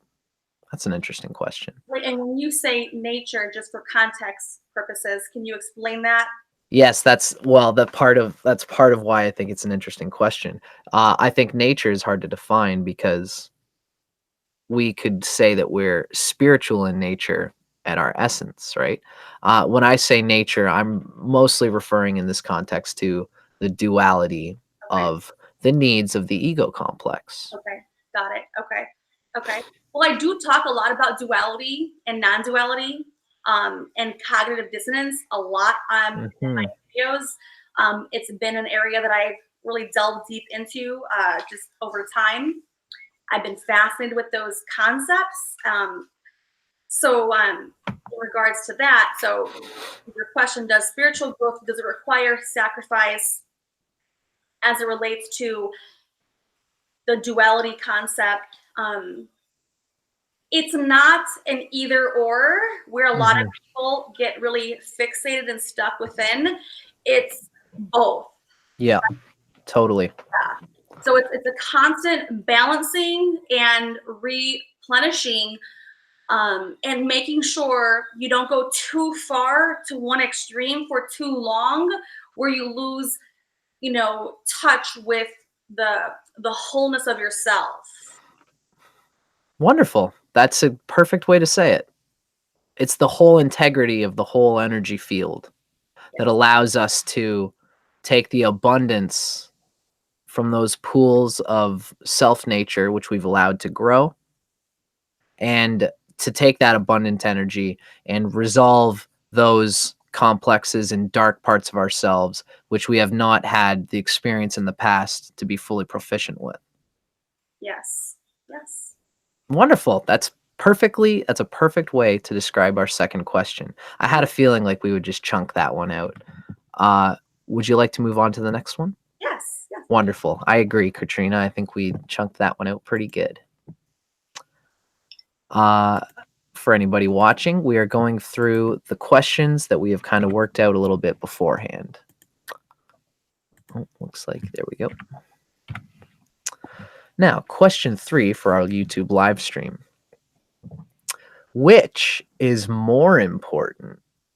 It seems to me like I've kind of hit this with the nature of a trick question vibe. Uh, yeah, what the heck? I'll just ask it and I'll let you unfold. Which is more important? Personal growth or the enjoyment of the ego complex?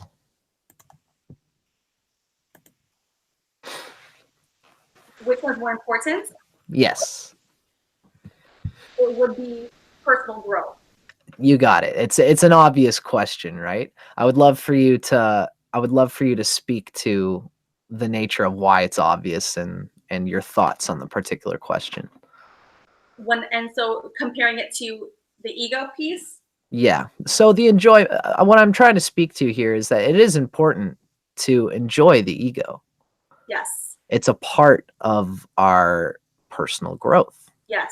But often it can obstruct it.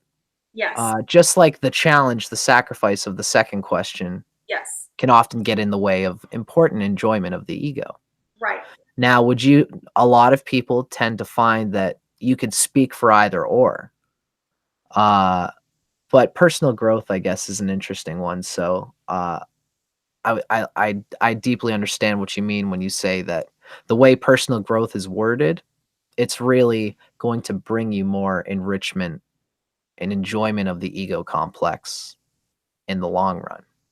Yes. But also to speak about the ego, not that I'm defending the ego, but I do like to acknowledge that we did sign up to come into an earthly body, right? we did sign up to experience the physicality, the nature of the material plane, the 3D world here. And so, yes, the bigger goal on a higher view would be development of all kinds, but not at the expense of not experiencing ego, because we are meant to experience, comfort, the enjoyment and the pleasures that come with being a human being. So it's not like we should not want or desire those physicalities of all kinds. Yeah. So sometimes people who go into the spiritual realm, they go so far one direction, they forget and lose touch with the fact that they did choose to come to be a human being, and in the earthly realm, the material realm, experience, comfort, luxury, taste, food, smell, all the actual physicality of the senses to enjoy, to express themselves at the physicality. So yes, it's not the expense of personal growth, but there is, it is important to remember that as you are a spiritual being, right, with personal growth as at the higher level, it is still important to remember that we are here to live these out in the material plane. So you can't really have one without the other one while we're a physical being.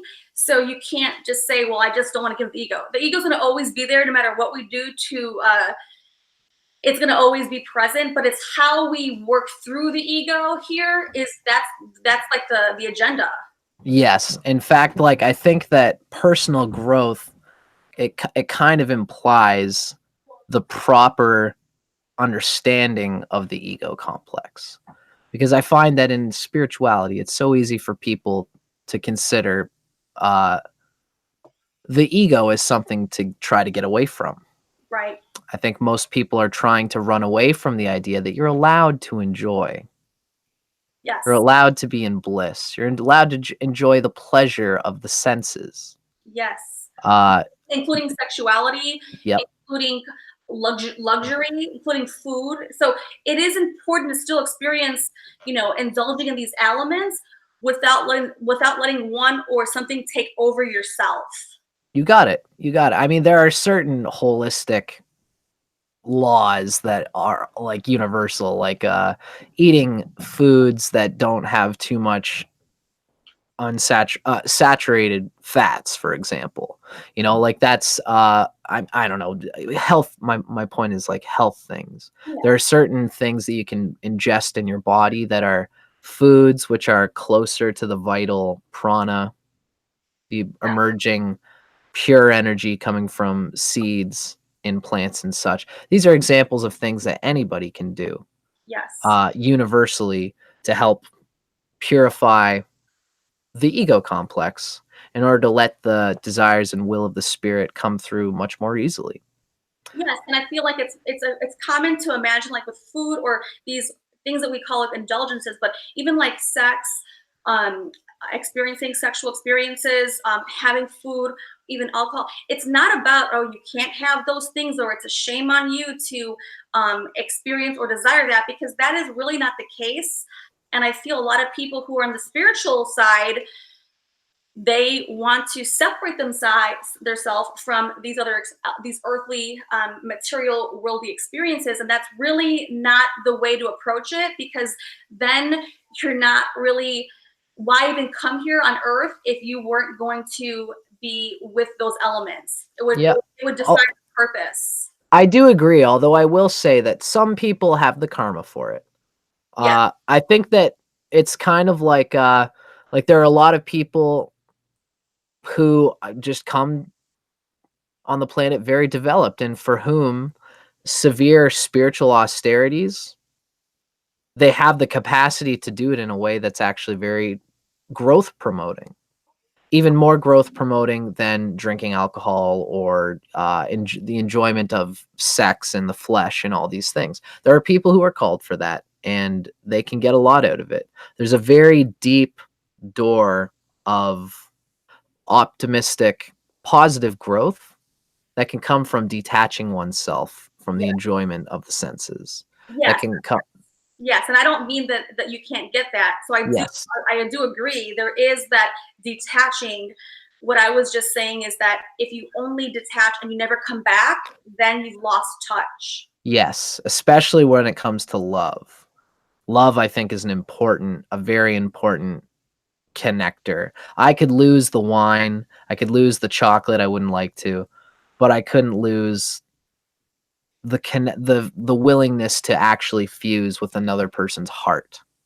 For me, that's an even in some ways, that's for any spiritualist who can go on the mountain and stop masturbating and stop eating food and just zero in on their whole heart chakra spine vibe. For a person like that, it would probably be a deep and enriching spiritual challenge to blend their heart with someone else, to orient their intention to actually deriving pleasure, attaching with another person at the pleasure level, at that level of emotional sentimentality. It could provide a spiritual challenge that's probably more enriching for them than seeking God on a mountain, trying to look within with the mystical internal vistas of divine love that exist within. I mean, I don't know. Like, I've read a lot of spiritual literature that really suggests that that's the best place of love you can get.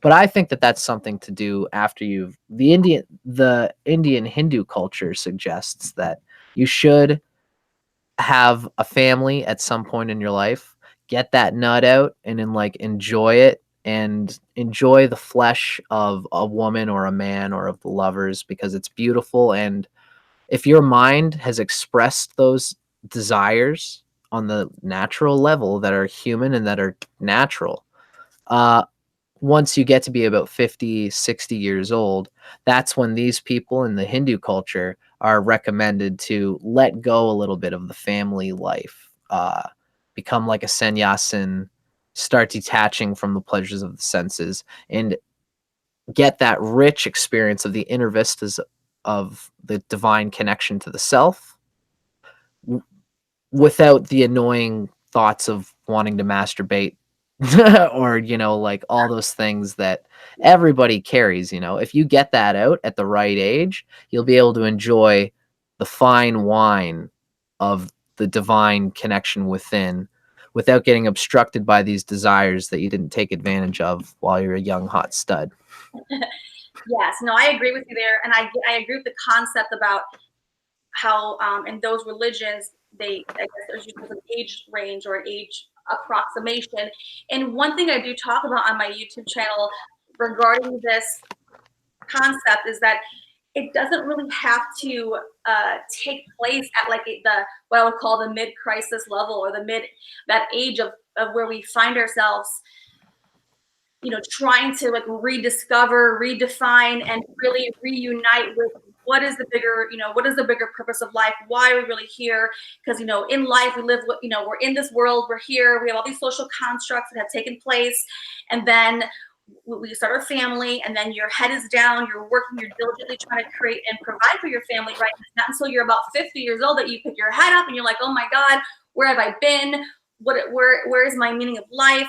And then that's what they call the midlife crisis. But really, and that is typical and common. That's why that's a theme. It does not have to be at that point in the future, though. Mm-hmm. I mean, for me, it's not at that point. I'm not even close to 50. Mm-hmm. But again, so it doesn't have to be that age range. It can happen sooner. Now, it does require, I believe, to experience the fullness of it, a certain level of maturity and life experiences. I get you. It's almost like no matter what you're going through, you can be connected to that fine wine of the divine connection to the omnipotent intelligence. No matter what stage you're at, if you are spiritually in tune, you can make that same deep, enriching connection within. I do think sometimes, it does happen when I would say 30s, because I feel like the 20s still requires more experiencing of life in different facets. So I don't like to put a range, but I would say at least 30s is when someone could really figure out and tune in, or at least begin to tune in with a bigger picture. Wonderful. That makes sense to me. I'm still only 27, so I'm still going through that ugly yet fun stuff. You'll get Lot, there. We all yeah, get there. I'm having fun with it, you know. But the best thing is that at least you're already on the right path. Like that's amazing that like you're on that path already. You know, it reminds me when I was on that path, and I'm still on the path, right? Like Mhm. never ends anyway. So, but yes, it's nice to at least be trying to follow your own path on the trail, on the path, the journey of discovering, following, the next step, letting it all unfold for you as you're learning and as you're growing and ascending consciously. So yes. Wonderful. I totally agree, Katrina. And if I remember correctly, I know that our next question is basically reiterating these same kind of points that we're talking about.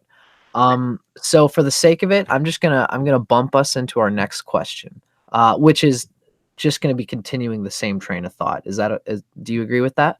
Yes, I do at least want to say one more thing though Sure, sure. That's what I was. about Yeah. number 4. You didn't go over question 4, but um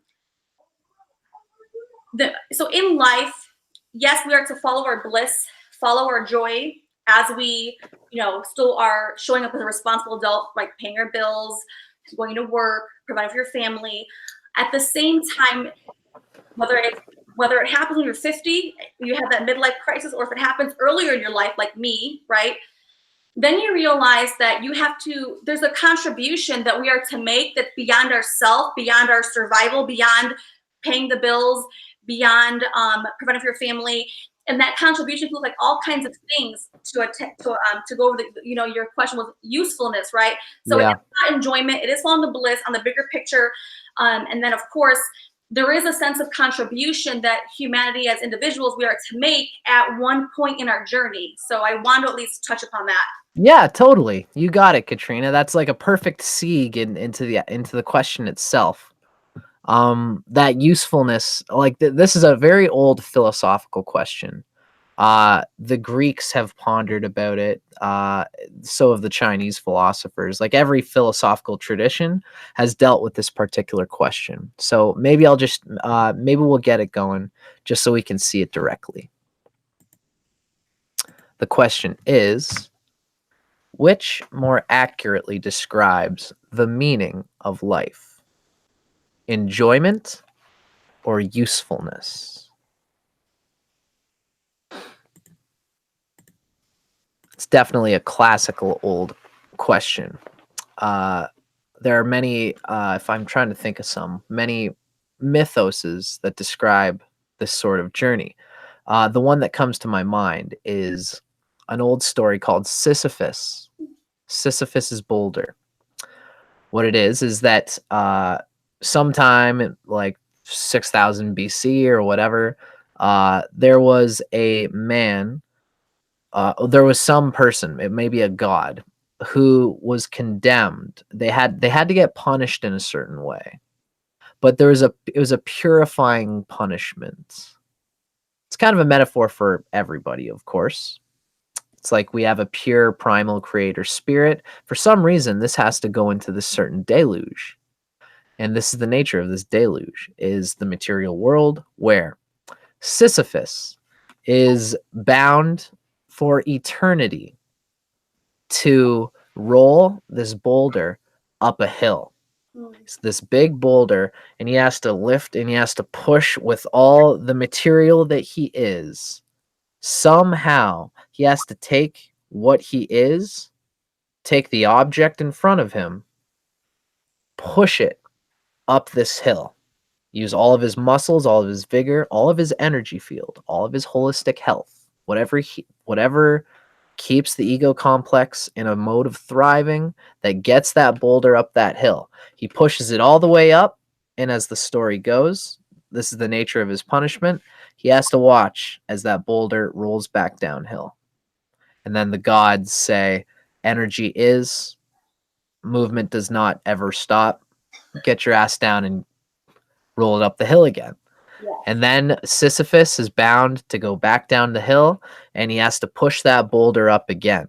And at first, or, the nature of most people hearing this story is to say, oh, that sucks for Sisyphus. what Sisyphus does to get over his predicament is he simply looks at the nature of the equation and says, well, I might as well enjoy it.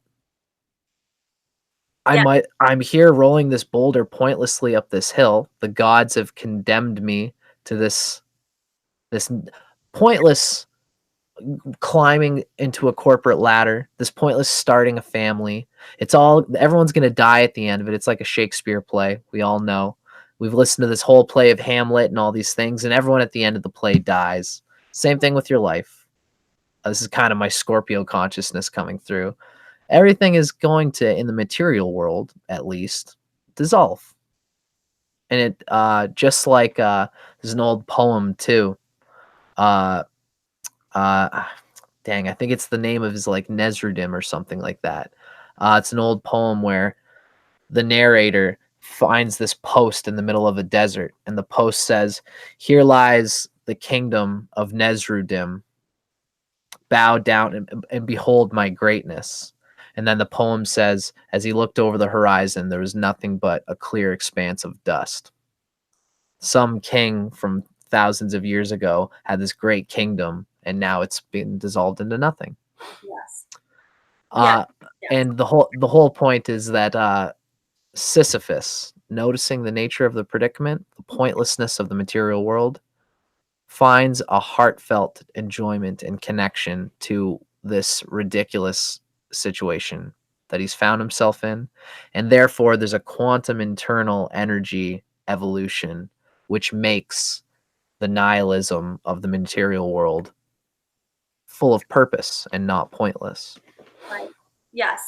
And so to go further in that, yes, there are these storylines, right, that have been there for us to depict and kind of go through and analyze and continuously apply metaphorically. I wanted to say a couple things about that. So yeah, I'd love to hear your metaphysical knowledge regarding this question. Well, I am really big into philosophy. I think it's my nature, so I do understand the bigger picture on that level too.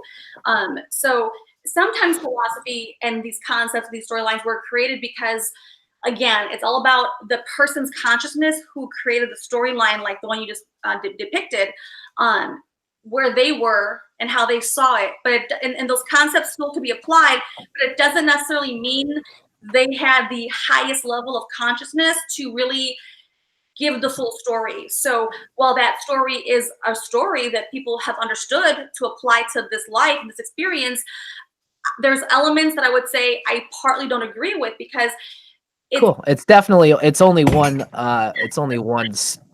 depiction of the energy field. So I'd love to hear what you think of it. Yeah, and so I feel like no, there's elements that are true to that though that I do agree with too. So I'm not saying that it's either or. I'm just trying to harness in a little bit deeper into like the bigger picture. And so, especially as a Scorpio myself, on a different level here, a Scorpio, I feel if you're born as a Scorpio, your life will be full of transformation, which means beginnings, endings, and involvement, right? Involvement is like the bigger picture to generalize what's taking place, but in the inside, in the actual pieces of your life, what's really happening is starting and ending, like the story of the guy pulling up the rock, right? Right. It's down, he has to start again. And it's not a punishment at all. Not that you're saying it is, but you are giving the example of the storyline, right? Gotcha. I see. I understand. I think where your consciousness is coming from now. I framed this whole thing as being like some like Adam and Eve being kicked out of the garden, and I think that was. You're right to point out that was a rather weird context to fit the question. So feel free to go ahead. I think I see where you're coming from. No, but it's still good though because that's still relevant though. It's still relevant. So, as a Scorpio, you know, you're beginning and you're ending in the micro. It's happening very frequently. You know, from the bigger picture, it just looks like evolvement, right? But Scorpio would have the most experiences in one life incarnation of starting, finishing, and it doesn't necessarily mean that it means that you start something and you have to complete it, or it falls apart. Doesn't always mean that either, but it just means that we will have to rebuild, right? Humble yourself and rebuild with the same passion and intensity and tenacity as if it was your first time building anything. And that is true like liberation, and that's true process. That's really true ascension, when you can do that without having to constantly want to revert back to, well, I already accomplished that. Why do it again, right? It's not like that. It's really beyond that. Wonderful. I think that you got the essential nature of the story, Yes. which is less about this whole punishment vibe, and it's more about the enjoyment of Sisyphus and the engagement of Sisyphus at the complete identity of self with every single moment, no matter what it might seem in the context. He just knows that he is connected to the bliss of the moment within himself. And sorry, go ahead. One last thing. I'm sorry. My favorite quote. I have several favorite quotes, but one of my favorite quotes is that the journey is the destination. It's one of my favorites too. Totally.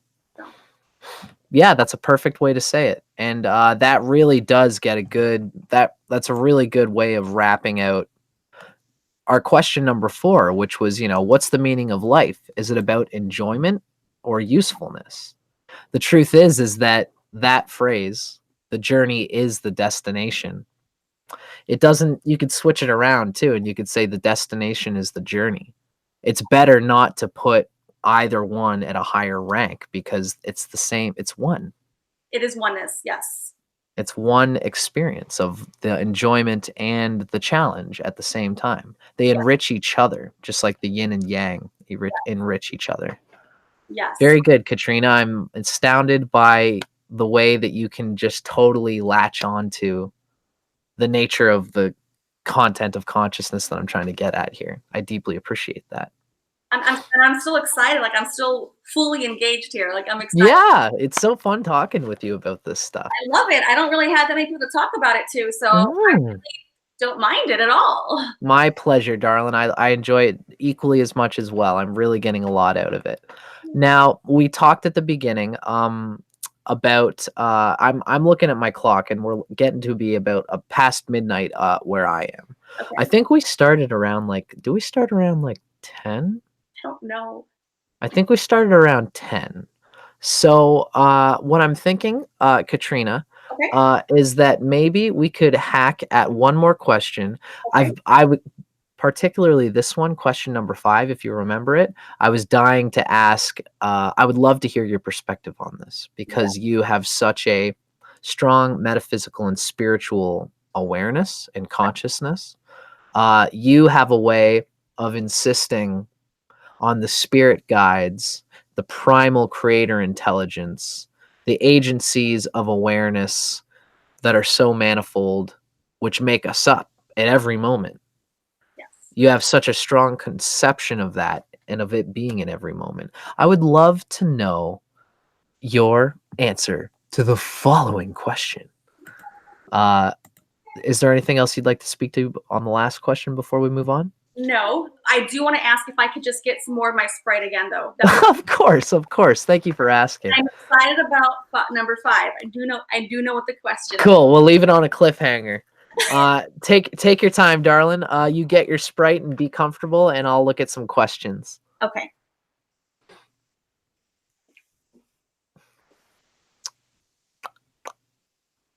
Definitely leaving it on a cliffhanger for sure. It's nice to see that we've still got lots of people chiming in, saying hello to everybody, being a part of the conversation.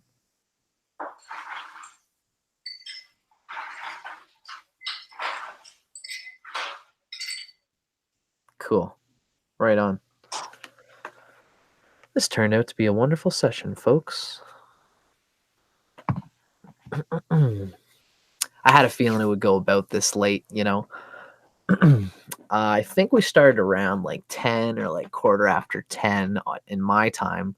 Now we're about 2 hours past that, maybe a little bit more. It's 12:30. I don't know exactly when we started. So we'll hack out this one last question. And this has been a lot of fun. I love hanging out with Katrina. I can tell she's got the same Scorpio mind as mine, and it comes through in a different way. What I've been trying to do is really think in a mythos way, through astrology, through symbols, through all these classical ways of deriving wisdom, ancient wisdom, and knowledge. And it has a way of taking me out of the primal Scorpio dissolution in that consciousness. And I love that Katrina and all of you guys too, all of you who are on the live chat, Katrina has a way of being in the depths of that consciousness, and instead of working it out through symbols, it's just like a lived experience on her mind at all times. Very inspiring. And there's always more to come. It is midnight, and I've been smacking away at my little weed stick here. I'm in Canada, and cannabis is being like recognized as illegal. I mean, it's a medicinal thing is the way that it was trying to be pushed out. It is medicinal for most people, although it can just be recreational. It's kind of like having a beer. And this is like hash. It's like a squashed version of cannabis consciousness.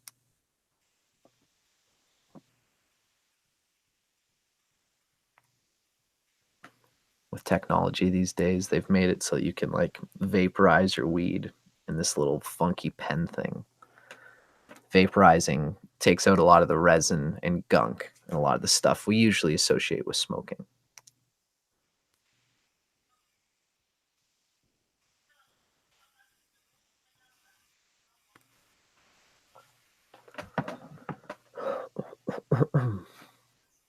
Still gets you coughing a bit. Woo.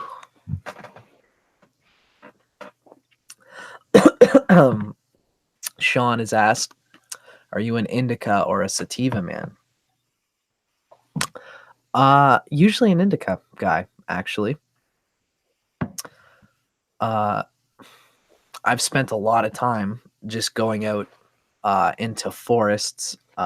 This is a theme, a huge part of my life in particular. I deeply advocate for psychedelics and psychedelic medicine research and consciousness research. So I've gone out and done mushrooms in a forest and stuff. And usually when I go out there and do that kind of stuff, I'll smoke indica.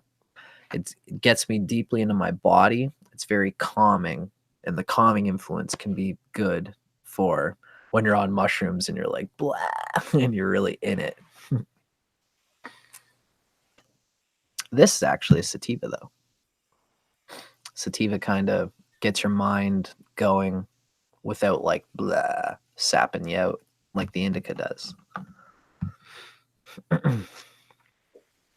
Nice to see Jenny and Sean. Gen Z. I'm back again. I'm refreshed. Excellent. Sprite it up. You're feeling sprite and spry.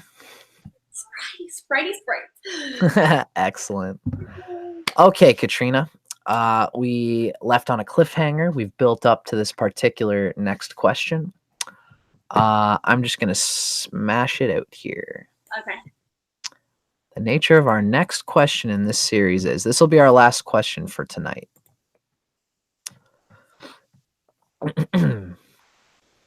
What might the notion of extraterrestrial, galactic, intergalactic intelligences give to this conversation about the meaning of life on Earth?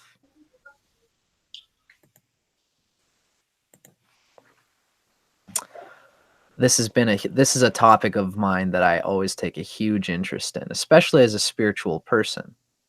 Yes. I often find that when I was just telling our viewers about my interest in psychedelics and in psychedelic mysticism, going into a forest and smoking weed and unfurling the filters of consciousness and seeing what comes through. Okay. I mean, the nature of drug consciousness has its own weird thing because it amplifies the sensorium of the brain and such. But even without drug consciousness, I guess I should say, there are times when I'm seeking to get in touch with my spirit, to get in touch with my internal guidance. And I find that there's a flood, a rush of different transpersonal agencies of consciousness, Mhm. of which my mind is inherently a part of. Okay. Uh, it's interesting for me to think about how I could start segregating and understanding what the nature of these different agencies are and whether any of them are actually extraterrestrial in nature. Okay. Whether that means timeless, like transplaced in time, or transplaced in space, like whether there's some central agency of consciousness at the center of the Milky Way galaxy, which is presiding over the personal growth of all these different avatars. Right. I'd love to know what you think of it. So it's a large question that I definitely speak about, that I feel very confident to speak upon. So I'm trying to see, there's so many elements in there that I want to address in and of itself first, but and I'm sure that as I address them individually, then you'll kind of see where it is. Wonderful. Perfect. So is there anything in that, just for your own self, questions or thoughts you've always just wanted to have, like, I guess, definitive answers to, or information or insight into? That way I can begin there, without having to kind of go through each piece. Like, I want to make it more fluid and conversational versus me just kind of like chunking them out. Okay, I understand where you're at. Um, Part of the reason I like to ask this question, uh, we're kind of relating it to the meaning of life, Okay. right? I'm trying to piggyback it from our last discussion about the non-duality of enjoyment and sacrifice. Okay. Obviously, we human beings are here on the planet to enjoy so far as it expands ourself, and to expand ourselves so long as it increases our enjoyment. Sort of a mutual thing there. Yes. Uh, do you have any consideration that there is a plan on a material level towards this end? I can understand that in my personal experience, I can understand how there might be a metaphysical agency or just like an intelligence principle that's spiritual and that has always been. That is something that I think most people can relate to because, in a way, it's infallible. Like, it can't be falsified. Like God, like anyone can sort of understand this God idea that, like, there has been some intelligent process happening since the beginning. For me, I'm wondering if you have any, uh, if you have ever thought whether there's a material agency in the cosmos whose agenda it is to produce in, enjoyment, to produce us human beings who have the capacity to experience this personal growth. Would you say that there's a material agency in the cosmos So when you who so when you say material agency, and then you say in the cosmos, I guess I would like a little bit more clarity. That way I understand what you're trying to ask, and then I can. Sure. Yep. Okay. Sorry. I can understand. I know I'm kind of veering a little bit No, here. but I do. We can talk on both of them or on all areas. But I want to at least. I want to make sure I'm understanding your actual question first. Certainly. Certainly. My question is, do you know anything about aliens, and whether us on Earth are sent here from other intelligences that have already been existing? That's the nature of my question. So yes, that would be the answer. Would be yes, to give a concise, definitive response. Yes. Thank you. Yes. Yes. And I've understood them. I've experienced my own levels of various, I guess, type of entities that do exist, right? Both, whether you call them alien or extraterrestrial, and then also even like in the ethereal realm, there's different levels of like entities that exist as well that I wouldn't really call quite alien, but they're also not. They also have varying degrees and levels of what their format is and what their agendas are as well. But I would not classify as alien in that level as well. Okay. So I feel like pieces here that I've seen and experienced and witnessed. Interesting. So, okay, that really does put it a bit in perspective for me. It's almost as if, like, there's those guys, the grays or whatever, the Yeah. guys with the big black eyes and the gray heads, and they look all funky. Yes. Maybe they are just in a highly advanced evolutionary biological suit, but it's still just a biological suit for agents of consciousness within them, which are subtler than any gross material matter. In the same way that we are made of intelligences that are subtler than the gross parts of ourselves. So my question was the interest, like, in the nature of the grays. Right. But I do see your point that within the grays, it's almost like there's the grays, which are at a different evolutionary place, and then there's humans, and then there's animals who are also on their own evolutionary place. Yes. All of these are connected to a ethereal consciousness, different levels of ethereal realms that you're speaking of. And also, so beyond the plant level and beyond the animal level and then beyond the human level, laterally, and then of course veering up and down, there are also, like, I don't want to use the word like demonic or negative entities that I would not classify as alien in the way that I understand it to be, which I would still, they're in the ethereal realm, they still exist there, right? They're there and they have their own agendas, and they sometimes interact and penetrate our realm here, just like aliens and real extraterrestrials from different origin and different planetary systems as well. So I see them as separate component. They're all, they have different. They're not the same to me. They're not the same based on what I understand it to be. That totally makes sense. That's really far out. So on the higher side, beyond, so there's the plant levels first, then the animal level second. The animal, I call it the plant kingdom, then the animal kingdom, then the human realm. We're here on the 3D plane, and then of course you have like various entities, energetic bodies that I would not classify as alien necessarily. I wouldn't, because they have different. I would not classify as aliens. And then that realm of their frequency can range from higher to lower to neutral, okay, and take on different personas and what they're doing, which they can penetrate us as well.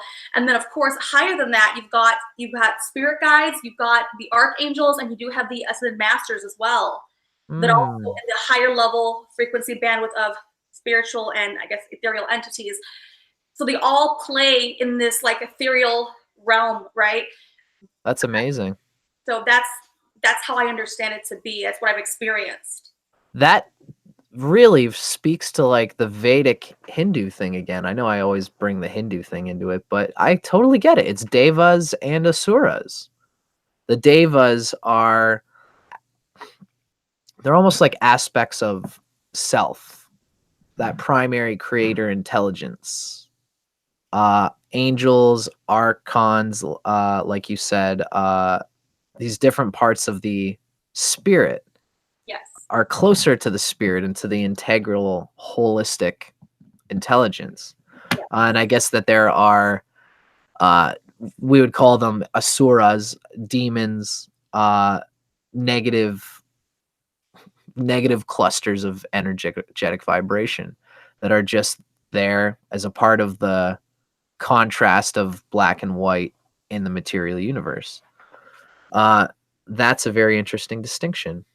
It is, and it's very important that they're distinct, because when I think of aliens in the way that I guess I think of aliens, I will explain that component and those facets as well. But I still want to like distinguish apart from that these other elements that are taking place as well. Mm-hmm. And so even when, let's just say when we pass away, or if we have loved ones who pass away, or just anyone who passes away, I guess. And sometimes people don't actually cross fully over, and so they will hang around the human realm, either A, not knowing they've passed away, or B, they just don't want to go anywhere. So they will hover and hang around and take up space. And maybe they don't have like any agenda.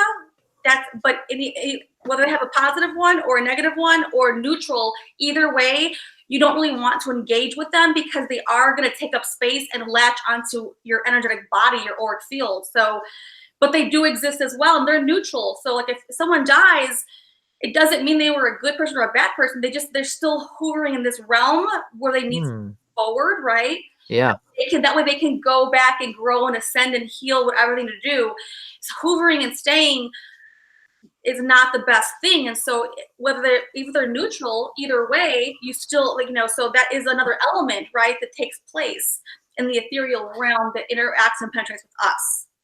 I guess it just happens. I'm thinking of like if you see a river, most of the time all the water in the river is moving, but sometimes the water spurts out of the river and it becomes just a little stagnant pool.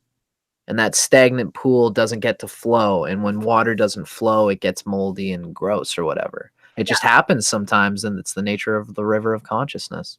Yes. And so speaking of consciousness, we also experience, or we know, or I know, I guess, from my own understanding and my own experiences, we will also often have at points in life, not everybody, but like we've heard it discussed, where people will channel certain type of people, right? Whether it's from like the past or like a different timeline, they'll come through. Mm-hmm. Or say it's not necessarily channeling them in a certain way that we know it to be, but they will come and communicate with like people who are alive at this point in time to give messages and insights as well. But they don't usually stay because their vibration is already somewhere else, but they will penetrate the dimensions and the states of consciousness. Very far out. That's something I don't typically think of.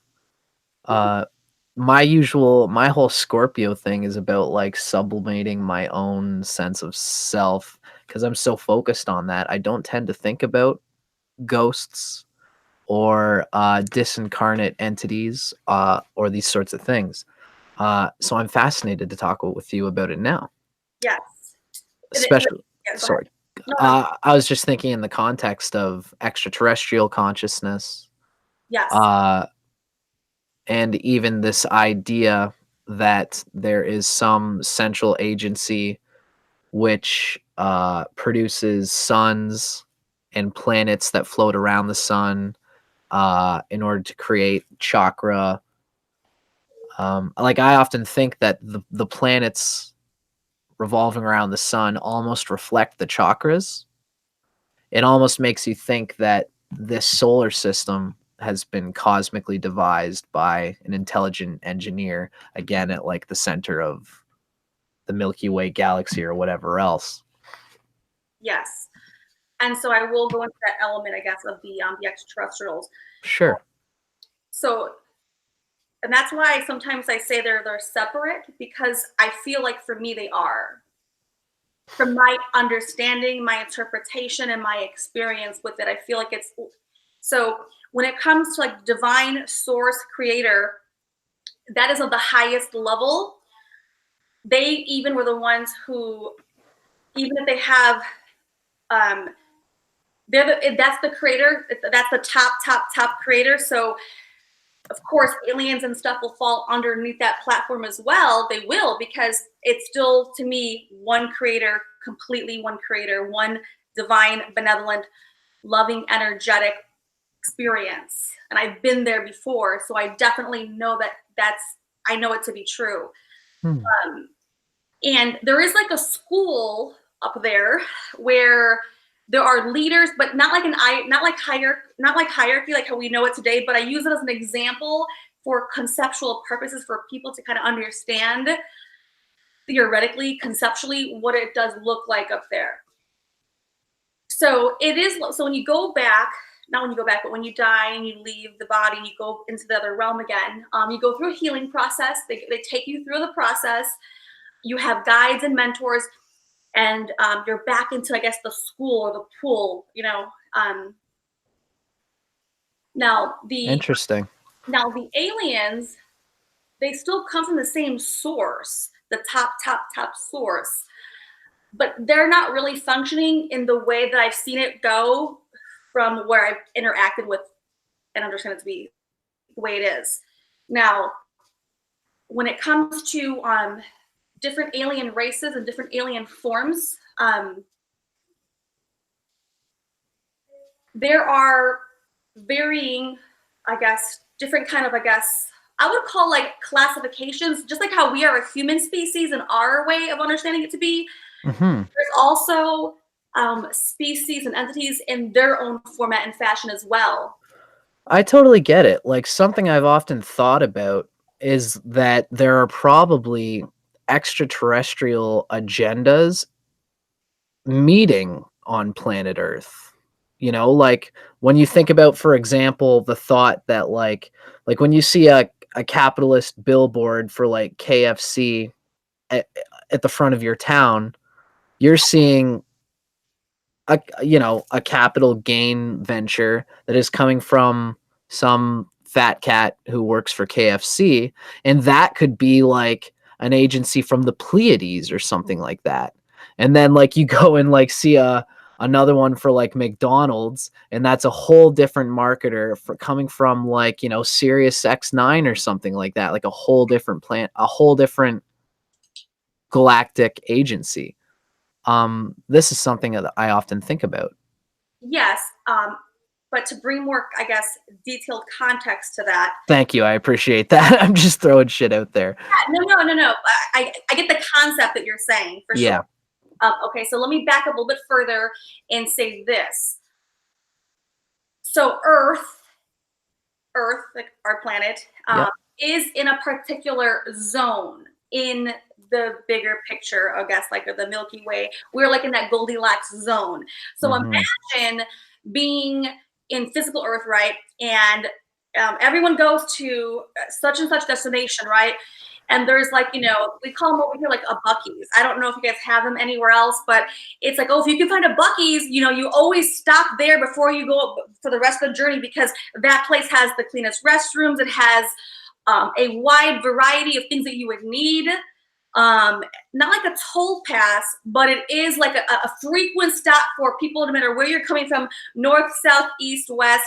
It's it's one of the more prestigious places you could stop. If you happen to come in the way of that path, you'd want to stop there. So imagine Earth on a bigger concept, right? Where everyone wants to stop there because it's its location. Its location is very critical and key. And so now, if you can think about things in a bigger position, a macro position, imagine all these different alien races on their own merry way, having bigger other agendas that are beyond our understanding.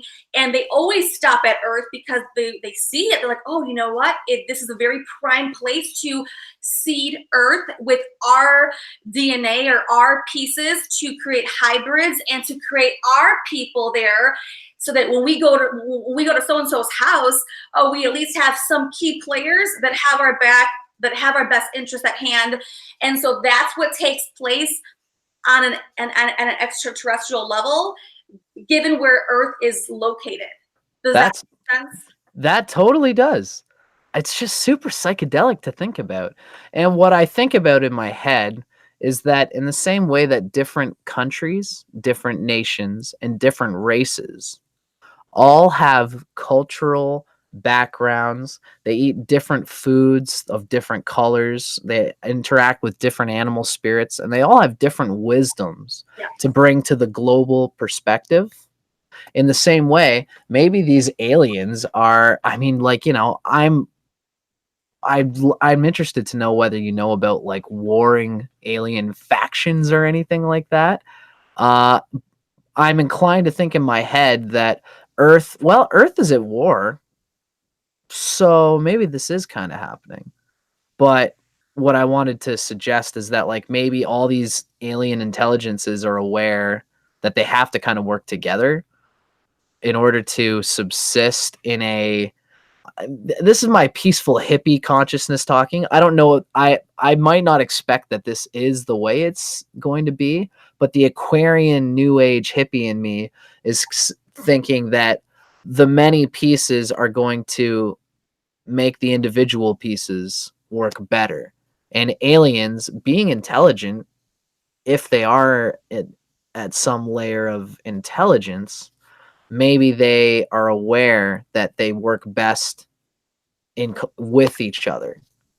But I guess Earth often displays that we are often at war with each other, so maybe it isn't quite like that. So let me explain with a metaphor or analogies what I know to be true, and then it might make more sense. So Certainly. just like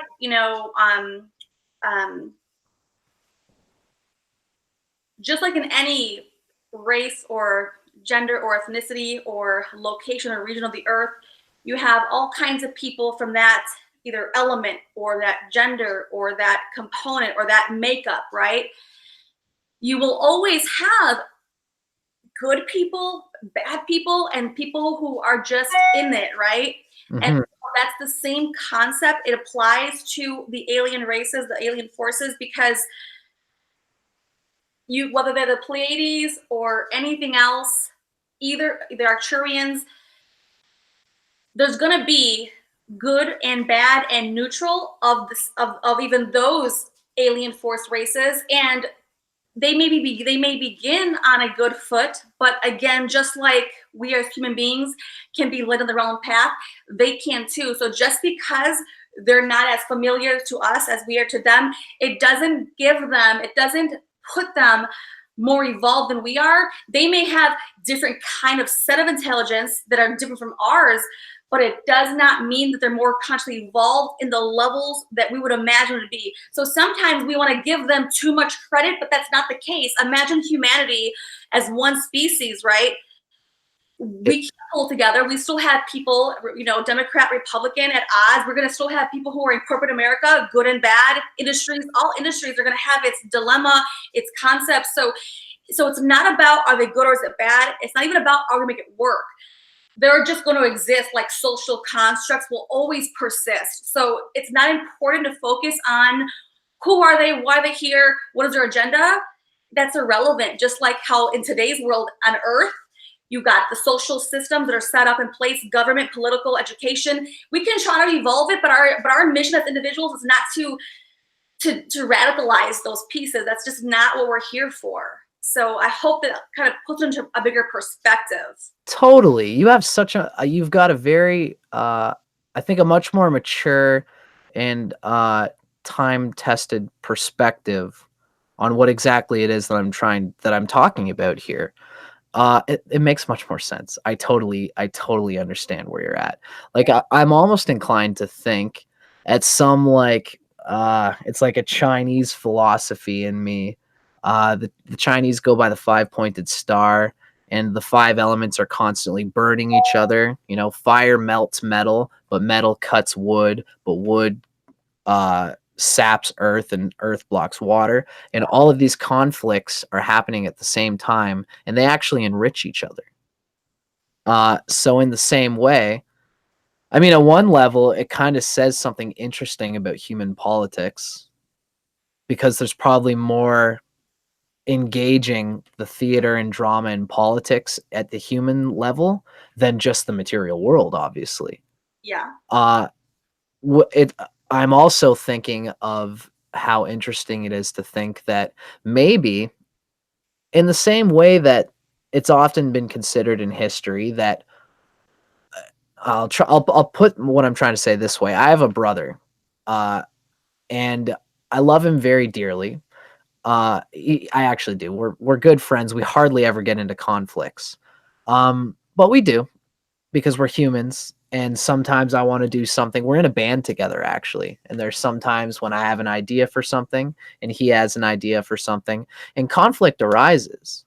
And often it is the fact that we are so different that we can allow ourselves to be in conflict while still remaining intact, that allows us to grow from the challenge of facing each other's differences. And maybe this is just the nature of these human social constructs that you're talking about, is that there's bound to be inherent differences in human agendas as well as extraterrestrial agendas. And just like how the Greeks made the Romans stronger by what happened, the Mongols and the Chinese hacked at each other and refined each other. It's a tough thing. It's a tough fact of life. But I think it would probably be tougher and sillier to suggest that, or to try to get away from it, to try to ignore it, to try to ignore the fact that life is this visceral melting pot of agents of consciousness which want to express themselves in the limited material world. There's only so much space in the material world, but there's lots of divine consciousness trying to meet the material world, and it's bound to cause conflict, because there's only so much real estate, right? To a degree, to a point, yes. I guess obviously there is an intelligent way to spin the wheel, though. There would be, yes. I guess it's an interesting question of whether a question I'm trying to get at in this regard is, do you think, I think you kind of mentioned it too, how you said these alien intelligences don't necessarily think about their rank on the planet. They're just going to exist. Is that kind of the way for our personal journey of growth? You're suggesting that it's more important for us to consider how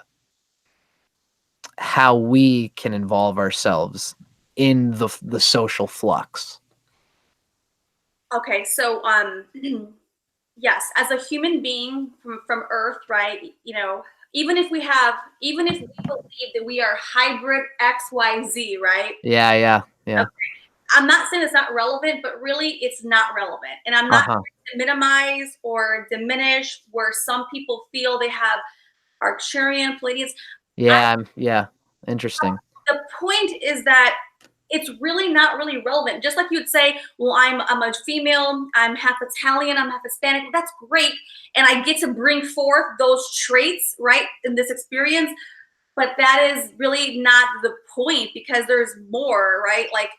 And so from a soul being, right, as an earthly body, while I'm here in this earthly body, the vessel, and knowing that knowing where I do come from at the higher level, right? So I feel like the alien races they're lower than the highest consciousness. It doesn't mean that they have access to everything. It doesn't. And so that's why I was explaining earlier how it's not really part of that higher level. It's just not there. And I know I've been there many times, and I've experienced other things here too. And they're not the same. They're not. They're separate. Not like separate agendas, but they're just not relatable in the same way we would think. We would want to think that they're there in this like hierarchy. They could, if you want to put them in there. Well, that's like, it's not really apples to oranges. It's not really the same in that capacity when it comes to like consciousness and like divine. It's just another flavor, but it's not going to decide or determine the bigger picture. I feel like I get it. Like, if I might reiterate, just to bring in the same example of me with my brother. Me and my brother are two different people. We have two different egos. We have two different agendas on Earth that we have to perpetuate in order to thrive. Yes. But when you think about it, especially since we're connected at the root of family, we're both perpetuating the agenda of the personal growth of our family. Yes. Now that's on like the biological sphere, right? Yeah. What I'm suggesting is that these subdivided extraterrestrial play, the Pleiades, and coming from all these different places, even different human political systems. They are the same differences of me and my brother, but ultimately, maybe that divine intelligent singularity of purpose that I was trying to get at the start of this conversation, Yeah. you're starting to help me, I think, get a clarity on what I'm trying to envision. Yeah. It's almost like there is a father who is standing above the two brothers, or a singular divine angel intelligence, which is overseeing all the different alien races and saying, okay, my brother, we have to combine our people in this way and go to war. We have to get the Pleiades people to come together with the Archon people in the form of like, some political fiasco on Earth, and say these two have to come together and smash together at this particular point in order that we can further do what we have to do. It's like there's an arc an archangel level that all the different peoples share. Yes and no, because Cool. yeah, it's yes and no. I wish it was that straightforward, but it's not, because again, so when it comes to, okay, yes, there's the highest creator that does seed everything, including the alien forces too, right? And then they develop and they evolve in their own, and however they decide to do that, right? Mm-hmm. Like a, we as a human being, I can choose to procreate with so and so from this part of the world and make my new creation, just like they can do the same thing. Okay, so it doesn't give them any more power over us, and we should not turn that over to them as well. I know as human beings, we want to find these paranormal experiences to latch onto because we want to have some type of we want to follow someone, and we want to know. That's just what happens in life, in human evolvement as consciousness, as soul beings. And so I know and I understand on the bigger picture where it came from. The details and the weeds are really irrelevant from the macro view. And so it doesn't really matter if there's good ones and bad ones. They will still persist and exist. I'm not trying to say it doesn't matter they're good or bad. What I'm trying to say is that it's really irrelevant to the whole evolution of how we continue to come in this world and leave and come in, and all of our incarnations. They will exist, just like social constructs to some degree will exist, just like institutions will exist, just like good and bad will exist. So it's not really about blending them and trying to make peace. That really, we don't want to create extra havoc, but really they will persist and be the way they are, where there's doses of good, doses of bad, doses of higher consciousness. There's all these elements, but that is not our job, or it's not our assignment as a human being while we come in this incarnation to take that on, because that would really be self-defeating and you would never really ascend. You'd be focusing on like the lower realms, which they do want you to do.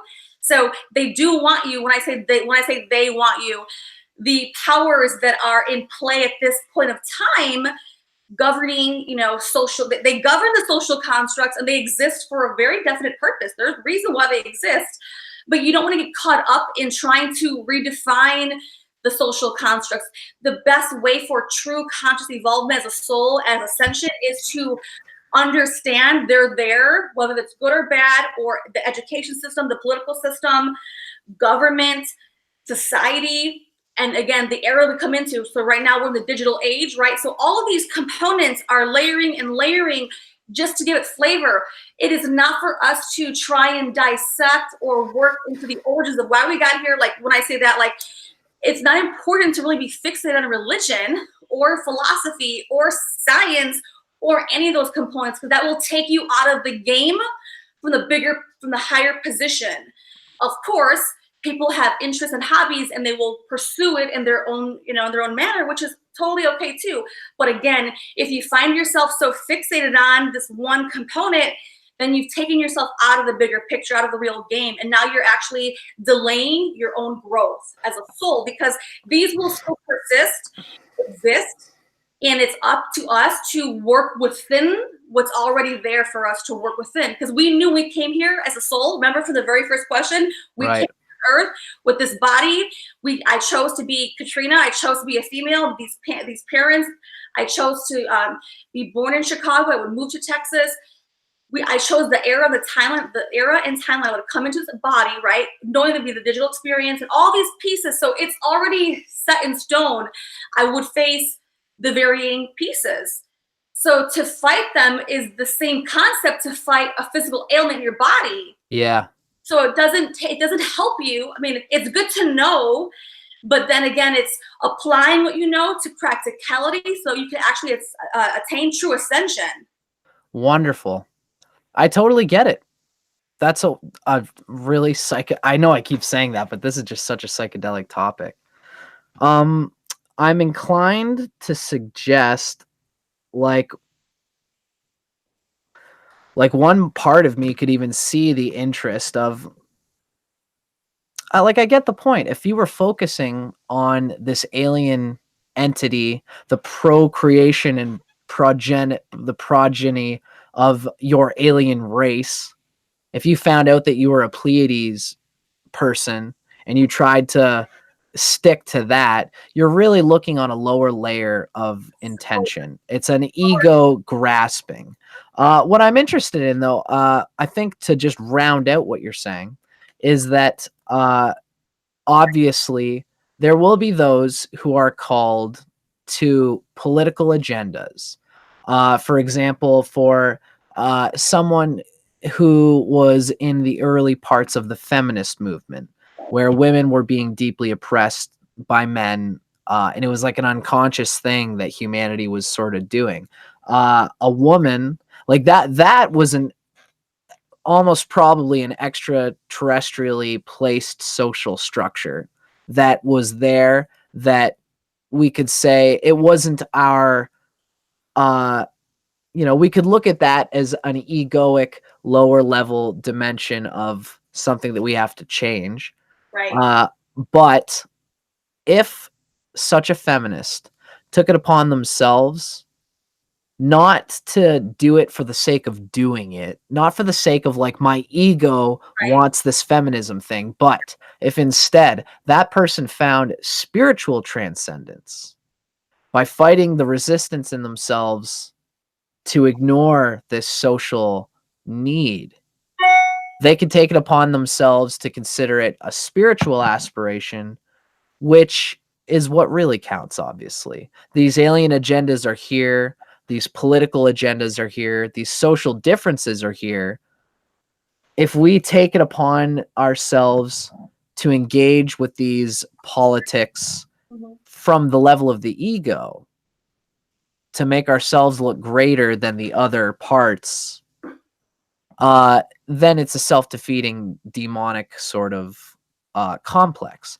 But if the spiritual intention is there to take it upon oneself to be a part of the social politics, to be even a politician, to be a world leader, Right. Yes.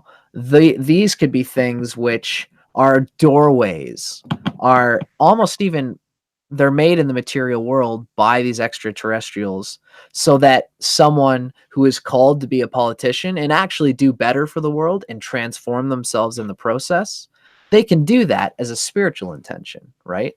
Yes. Now, be careful because the ego can hide itself very, very well. Definitely. Yes, I understand that. We can make ourselves believe it's a spiritual mission, but it might not be. So the ego will fight for every validation it can get, and it will hide in areas of our blind spots that we may not know. And so only you would really know, because that's the highest power, is your higher self, right?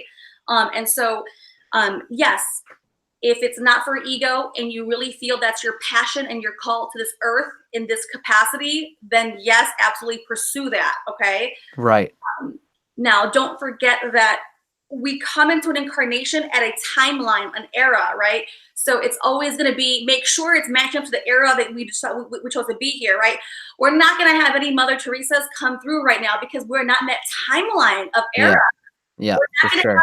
We're not going to have just one guru come in here and save the day, because we're not in that timeline. We're not in that era right now. So if you find yourself thinking from those concepts, then you're limiting yourself, because we're not in that timeline right now. We're in this timeline at this point in the era. And it is what we can see from our perception, our awareness. So make sure whatever you decide to take on is really truly your wholeness, right? If it's not there and you have any doubts, then it might not be your assignment. And just because you're good at something doesn't mean it's your assignment. Yeah. I can talk to the dead, and I can talk to victims who've been murdered, but my assignment is not to go solve murder mysteries. That's not my assignment. So in the same capacity, I have lots of strengths, lots of talents, lots of gifts. You have to find that harmonious alignment between yourself, your soul, your higher power, and integrate it in the best capacity given the era and time we're in. Wonderful. Wonderful. That is such a well-rounded perspective on all of it, Katrina. I think we really got it a lot with that whole question. I don't want to beat a dead horse with it. I think that you have such a clandestine vision of human evolution within spiritual evolution. Yes. I love your consciousness for that, Katrina. Now, what I'm thinking in my head right now is that we've really done a great video today. I'm happy with where it is. Do you agree? Do you think maybe we got to about question 5 out of 8, and number 8 had lots of places we could go to. So maybe the next time we have a conversation, we can continue our discussion. Yes, and when we begin next time, we can talk further into, because I know number 5 was a very big question.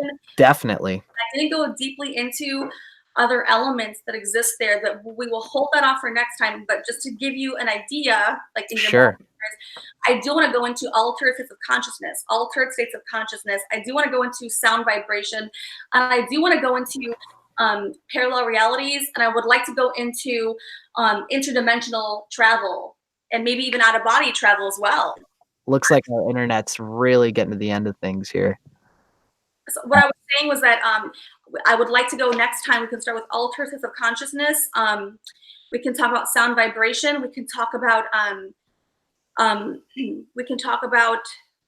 out of body and traveling, and how to tap into different realities, parallel realities, interdimensional experiences. I'm totally listening. I have to put this on audio only, because for some reason I think I'm aware of what's going on with the internet, that we've got going on here. Okay. And that's something that I should have fixed by the next time we come together and do this. Okay. Yeah. I didn't want to interrupt your cliffhanger though. You were saying on top of all these different places you want to go to, one of them being sound healing, sound vibrations. I missed that last part after that.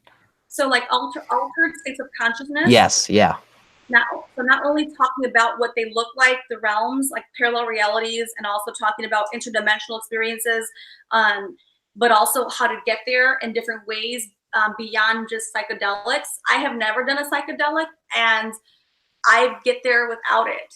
So I think it'd be very interesting to hear what that looks like, and the different techniques, breathing, breath work, which I know kind of goes into your last question with all the meditational pieces there. Yeah, you got it totally. Yeah. So I guess the parallel realities, the various dimensions, interdimensional travel, out of body travel, all of that, I guess. There is still lots of ground for us to cover for sure, and I can't wait to. Let's see. I wonder if we can at least keep a little bit of video going for the last bit. Yep, I'll have this fixed up next time we do this. So we've got. I was thinking for the last part of our video. Yeah. Wow, holy! It looks like our viewers were having some. Oh, cool! There's a whole UFO conversation and a whole ghost conversation happening on on our live stream. Yay! It's freaking sweet. That too. I mean, maybe part 2 we can talk about that whole, because that's why I felt that question is so big, because it spreads over a varying like degree of there's so much to go into here. I'm even looking at all the comments, and gosh, there's so many. So I'm glad that our viewers were engaged by the nature of the conversation. Yeah, I'm just going to turn this darn thing off for now. I'm glad the viewers were engaged by the nature of the conversation we've had. And the next time we come on, my dear Katrina, there's so much that we can go towards and rap about, and I can't wait to do it. Well, me too. I'm excited. I mean, I enjoyed this. Between me and you, the dialogue, I really enjoyed it. I would like to know your feedback, your thoughts about how you felt the flow, this whole experience for us together. I mean, I liked it. I had fun. I totally loved it. You're so easy to talk to. I find that I can go anywhere with a train of thought, and you not only make the space for me to speak to me at the level of the question that I've asked, but then you take it towards the direction that you want to take it, which is, of course, that's why I asked you the question. But you always answer it, and you make sure that you can hear my question. And I deeply admire that, Katrina. This was really great for me. That's, personally for you as someone to do this YouTube thing with, I was very impressed, and I'm glad that you have that level of care in dialogue with me. Oh, thank you. It's very, very awesome for me. And as for the conversation, it turned out exactly the way I thought it was. We didn't get into the different types of spiritual integration that we could do, the different divination methods and stuff. So I might just leave this first conversation in the nature of a sort of informal philosophical start to our continued discussions about the spiritual world and about divination and of spirituality. Yeah. We'll call it a philosophical first video or something like that. I'll find some clever name for it. Yes. Wonderful. Is there anything else you would like to add, Katrina? I think we're at 1:30 now. So we're about 3 hours in. I think that turned out to be a great video for me. Is there anything else you'd like to add before we terminate this session? No, that's all. Yeah, no, I'm excited for part 2. Me too. Me too as well. So for everybody watching, I wish you could see my face and stuff, but my name's Dustin Cormier. This has been How to Rock Spirit. I have been honored to be graced with the incredible scorpionic intelligence of Katrina Katress. Is that right? Katrina Katress? Yes. Yes. Katrina, thank you so much for coming on to my show and gifting us your intelligence. I would love to do it again with you. For everybody watching, I'm going to leave a few description. If you look in the description of the YouTube video, you're going to find links to Katrina's YouTube, to Katrina's Facebook, and whatever else I can get my hands on. I'm probably going to also maybe, do you have a website, Katrina? Not really on the personal side. Not really at this point, no. Cool. Okay, perfect. So do you think that the YouTube plug and the Facebook plug will be good for now? You can always text me anything else that I should put in the description, and our viewers will be able to see them there. Yeah, that's good for now. Perfect. Okay, my dear, it's been a real pleasure. I wonder if I can get one last little shot of us in here. Let's see. You're going to be able to see my face anyway. Oh, good. And the internet's kind of working itself out now. So thank you so much for everything, Katrina. It's been a real pleasure. And I'll see you the next time we both get together and get this going on. I'm moving in June. Okay. That's part of the reason why I wanted to get this out of the way today, as soon as possible, is because when I go in June, I got to figure out my internet situation. I got to figure out a whole lot of situations. So it might be a bit before I get back on my feet after June 1st, but I'm very happy that I got to speak with you before I did that. Yes, absolutely. It's been a real pleasure, Katrina. I wonder if I can get, there we go. One last shot of you. It's nice to see you again, and thank you so much for coming. Thank you. Thank you. And thank you for inviting all your viewers to be a part of the conversation. It looks like we've got some catching up to do. Thanks for everything, Katrina. I'll be in touch with you again, okay? All right. Thank you. See you later. My pleasure.